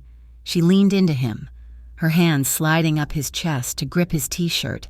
"I am still angry," she admitted, her voice shaking. "I am still scared, I know," he murmured, "but I don't want to be alone," she said. Dante lifted his head. He looked at her mouth. The question was there, silent and heavy. Emily answered it by closing the gap. She kissed him. It wasn't like their first kiss, full of fire and jealousy, and it wasn't like the kiss after the gala, full of desperation. This was slow. It was aching. It was a kiss that tasted of salt and regret, and a love that refused to die despite everything they had done to kill it. Dante's arms went around her, pulling her flush against him. He held her as if she were made of glass, as if he were terrified he would break her again. Emily melted into him. The physical connection was a balm on the raw wounds of the last few days. Her body remembered him even when her mind was at war. Dante turned, lifting her effortlessly. He set her on the edge of the kitchen island. It was a familiar motion, an echo of happier nights. But this time, it felt weighted with significance. He stepped between her legs, his hands resting securely at her waist. Emily wrapped her arms around his neck, burying her face in the crook of his shoulder. She inhaled the scent of him, soap and skin and the faint, lingering smell of the city. "Don't let go," she whispered. "Never." He promised. Their kisses grew more urgent, a frantic need to erase the silence of the guest room, to deny the reality of the FBI agent and the traitorous cousin. The refrigerator light flickered, casting long, dancing shadows across the kitchen as they clung to each other. It wasn't just passion, it was a desperate affirmation of life. In the face of death and prison, they chose each other. Later, the silence had returned, but it was no longer heavy. It was the quiet of a storm that had momentarily passed. They sat side by side on the kitchen floor, their backs resting against the cabinets. Emily's legs were drawn up to her chest, her head resting on Dante's shoulder. He held her hand, his thumb tracing the knuckles over and over again. "Dante," Emily said into the quiet. "The FBI approached me today." Dante's hand stopped moving. He didn't pull away. He didn't stiffen. He just went perfectly, unnaturally still. He let out a long, slow breath. "Agent Turner?" Dante asked. Emily nodded against his shoulder. "Yes." Dante stared at the opposite wall. He wasn't surprised. He had known they would come. He had known Emily was the weak point in his fortress, the one person who could walk through the gates and open them from the inside. What did they offer, he asked. His voice was low, devoid of anger. It sounded almost resigned. "Witness protection," Emily said. "A new life, a normal life, somewhere far away." Dante closed his eyes. He could picture it. Emily in a small town, safe, happy, maybe teaching art to children. A life without bodyguards. A life without him. It was exactly what he wanted for her, and it broke him to think about it. "You should take it," he said. Emily lifted her head. She looked at him, shocked. "What? If things go south," Dante said, looking at her with devastating honesty, "if the walls come down." "You should take it. You deserve a life that isn't poisoned. Emily, I don't want a life without you, Emily said, her voice cracking. You might not have a choice, Dante said. If they have a case, I am not going to let you go to prison for me. I would rather you be a witness against me than an inmate beside me. Dante. I mean it, he said fiercely. If it comes down to it, you or me, you choose yourself. You hear me? You choose yourself. Before Emily could answer, before she could tell him that she had already chosen him, the world intruded. Dante's phone, left on the counter above them, began to buzz. It wasn't a call. It was a barrage of notifications, news alerts, messages. Dante reached up and grabbed the phone. He looked at the screen. His face went ashen. What is it? Emily asked, fear spiking in her chest. Dante stood up, pulling Emily up with him. Marco, he said, his voice turning into a snarl. He swiped the screen, showing her a breaking news alert. Gang war erupts in Riverton, explosion at Irish Syndicate HQ. Police raiding Romano properties. He did it, Dante said, staring at the phone in disbelief. The idiot actually did it. He hit the Sullivans without my order. He bombed their clubhouse. Sirens began to wail in the distance. Not one or two, but a chorus of them, rising from the streets below like a scream. He started a war, Dante whispered, and he brought the police right to our front door. The elevator chimed. Russo burst into the penthouse, his weapon drawn, looking panicked. Boss, Russo shouted. We have to move. The feds are downstairs. They have a warrant. They're hitting the lobby. Dante looked at Emily. The time for slow transitions and legitimate businesses was over. The house of cards had collapsed. Go to your room, Dante ordered Russo. Lock the doors. Do not let them in until I say so. He turned to Emily. He grabbed her face in his hands.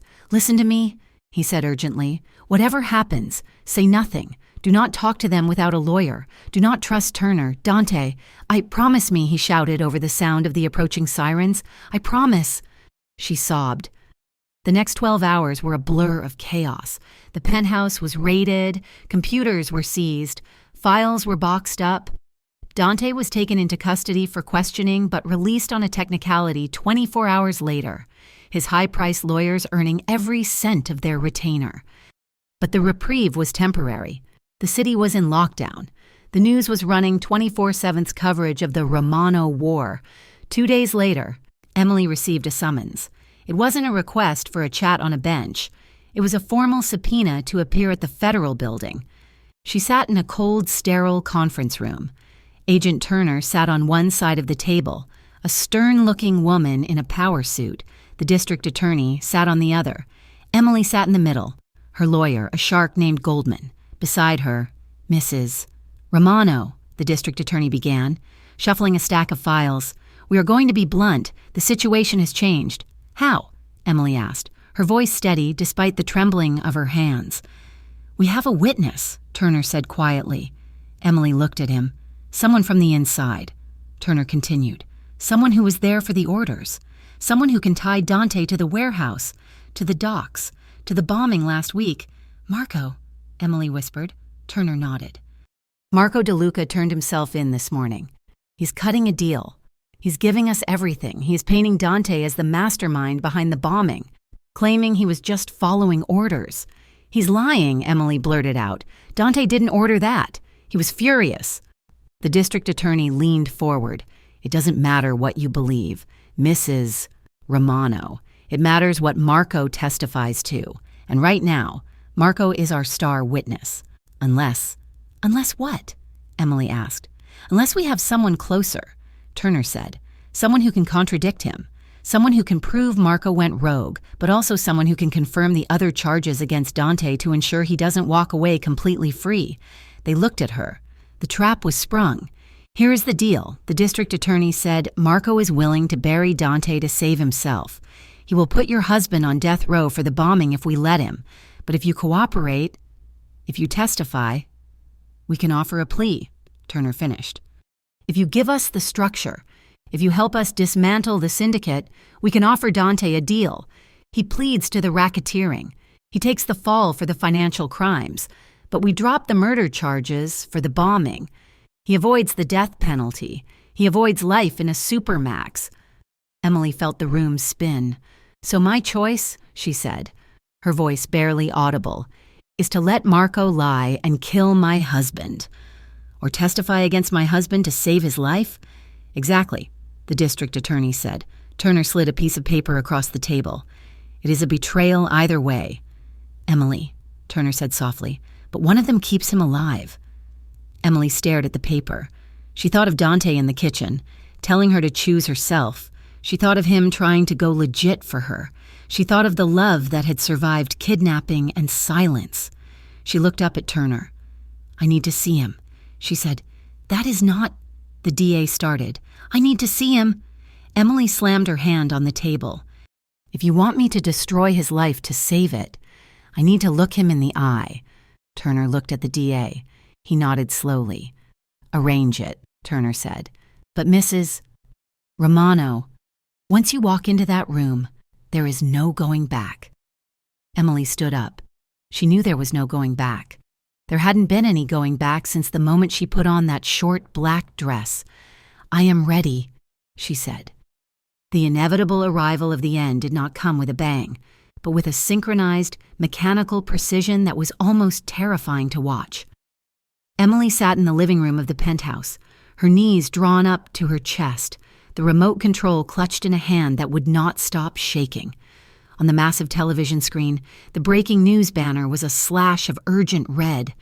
The footage was shaky, shot from a helicopter circling the Romano Construction headquarters downtown. It showed a perimeter of black SUVs, the flashing lights of police cruisers, and a swarm of federal agents moving like ants around the building entrance. Then, the doors opened. Dante emerged. He was flanked by 4 agents, his hands cuffed behind his back. He was not wearing his jacket. His white dress shirt was unbuttoned at the collar, revealing the column of his throat. He did not look like a man who had been defeated.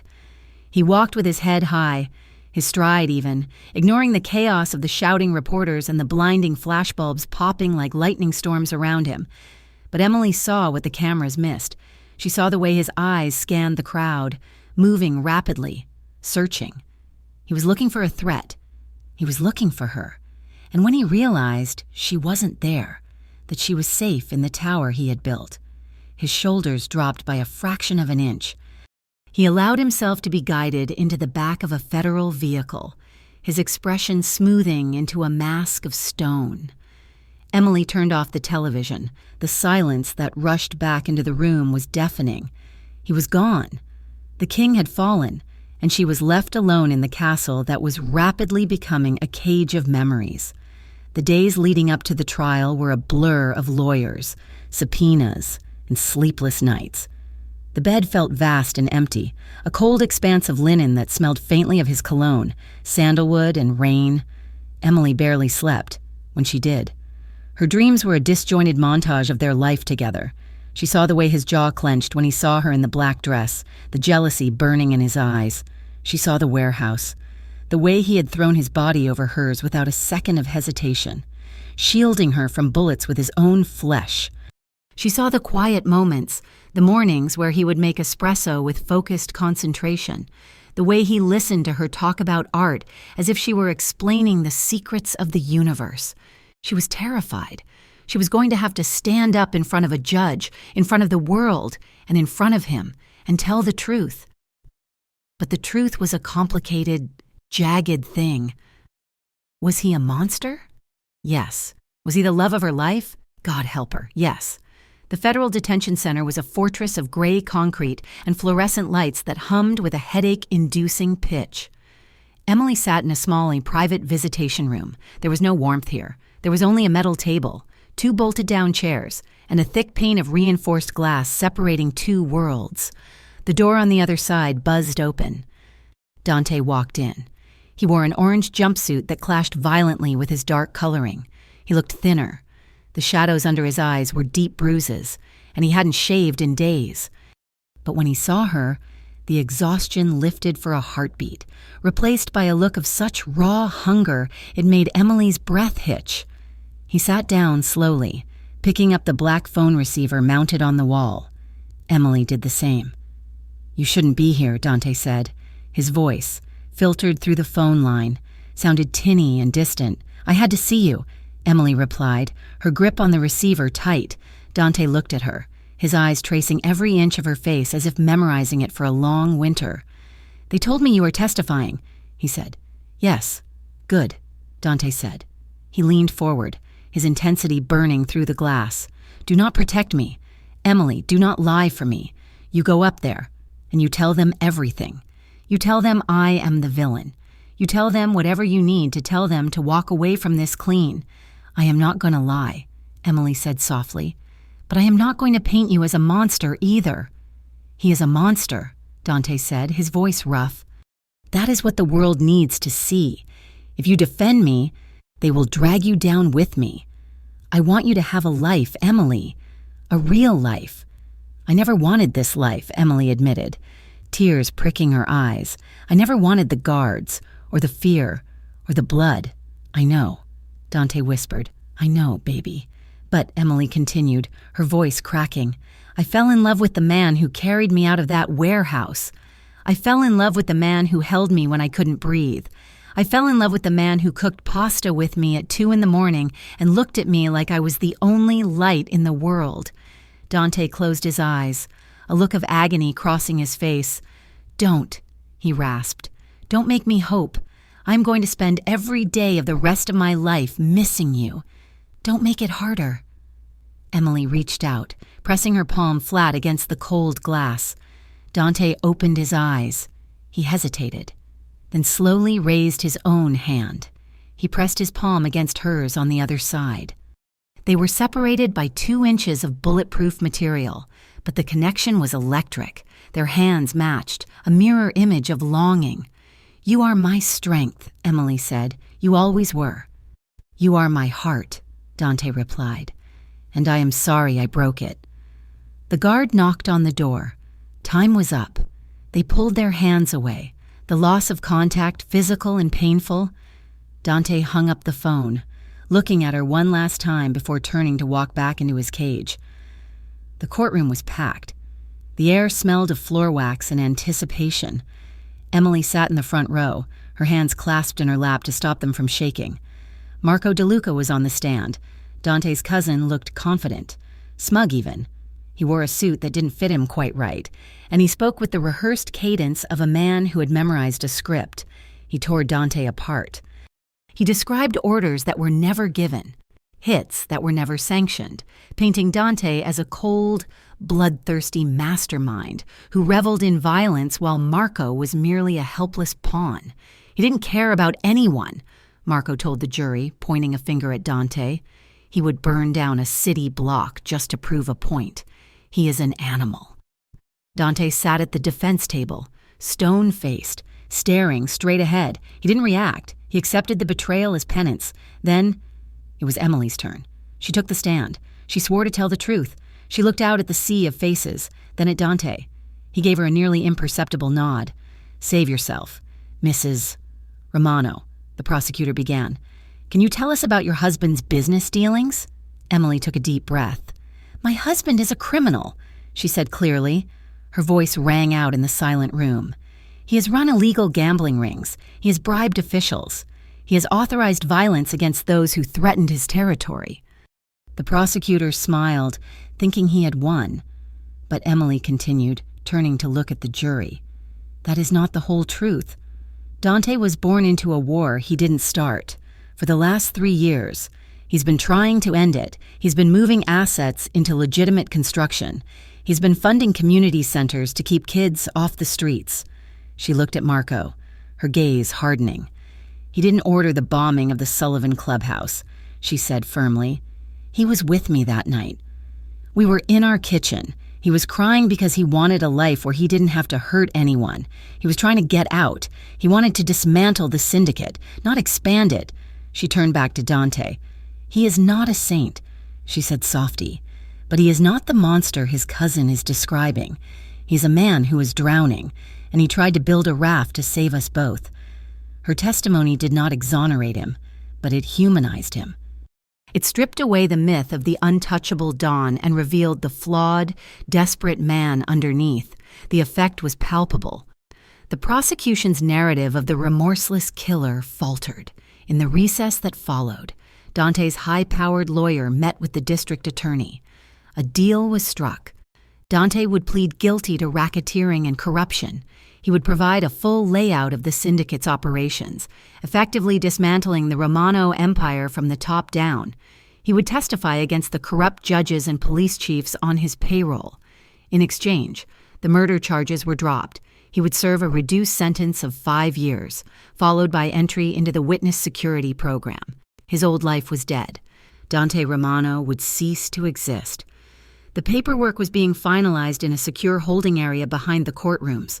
Emily stood in the corridor, waiting for a final word with Dante before he was taken back to custody. The doors at the end of the hall opened. Dante was being escorted by 2 marshals. He was shackled at the waist and ankles, moving slowly.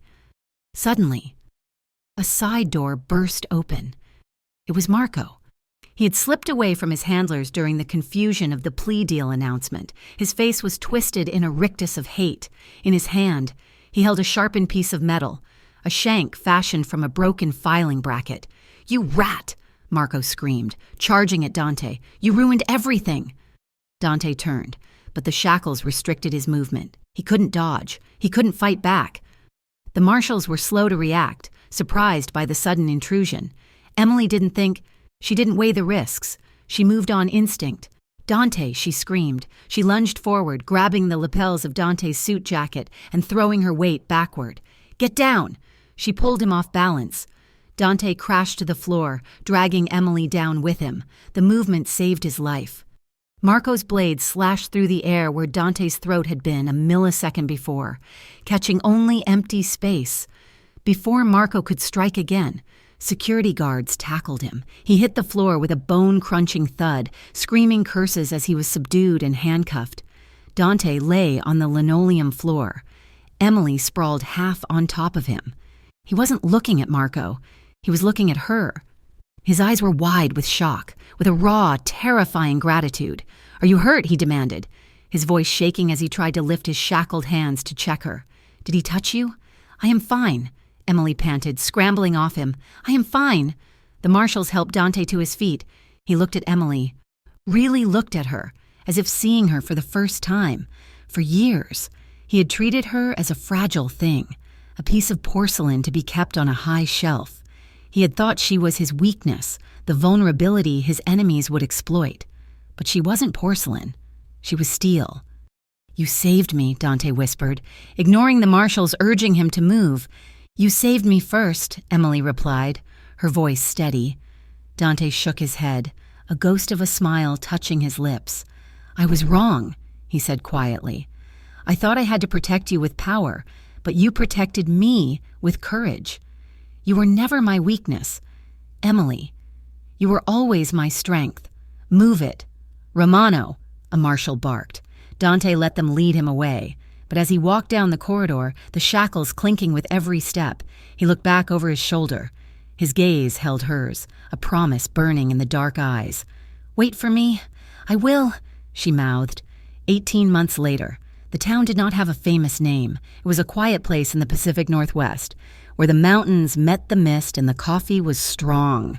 It was a place where people didn't ask too many questions about where you came from, only about where you were going. A small auto repair shop sat on the edge of town. Inside, a man in blue coveralls was wiping grease from his hands with a rag. His name was Daniel, and he was quiet, hardworking, and the best mechanic the town had ever seen. He didn't wear Italian suits anymore. He wore work boots and flannel. There was dirt under his fingernails instead of blood. He clocked out, waving to the owner, and walked out into the late afternoon sun. He walked 2 blocks to a small community center that had recently opened, funded by an anonymous donation.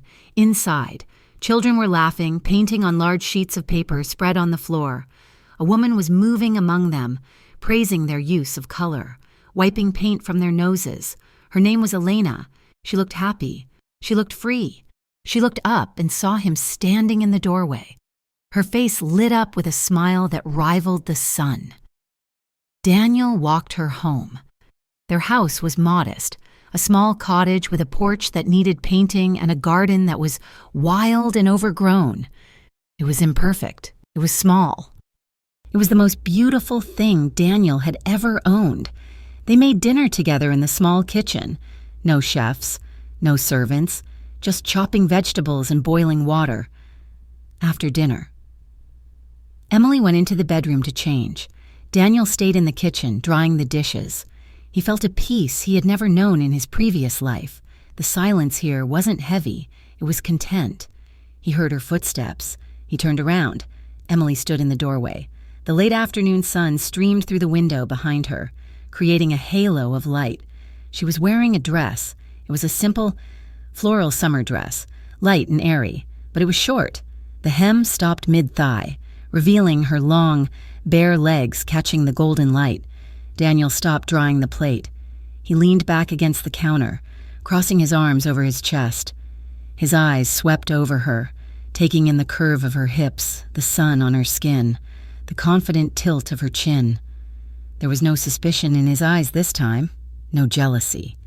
No fear of who else might see her. There was only appreciation, love, and a playful spark of memory. He smiled slowly, a genuine smile that reached his eyes. "Who are you trying to impress?" he asked, his voice low and warm. Emily grinned. She walked toward him, her bare feet silent on the floorboards. She stopped in front of him, wrapping her arms around his neck, smelling of paint and vanilla. "You," she replied, looking up into his eyes. "Always you." Daniel laughed, a rich sound that filled the small kitchen. He dropped the dish towel and wrapped his arms around her waist, pulling her close. "Consider me impressed," he murmured. He lowered his head and kissed her. It was a kiss that tasted of freedom. It was a kiss that held the memory of danger but the promise of peace. Their bodies pressed together, casting a single shadow on the floor of their modest home. Outside, the sun dipped below the mountains, and for the first time in forever, love stood tall without the shadow of fear. Closing message. Thank you so much for listening to this story. Who are you trying to impress? I hope you enjoyed the journey of Emily and Dante as much as I enjoyed writing it. I would love to hear from you. Please leave a comment below letting me know where in the world you are listening from and what you thought of the ending. Did Dante deserve his second chance? If you enjoyed this story, please make sure to subscribe to Mafia Romance Stories for more emotional, realistic, and passionate tales. Don't forget to hit the like button and share your thoughts in English in the comments section. Until next time.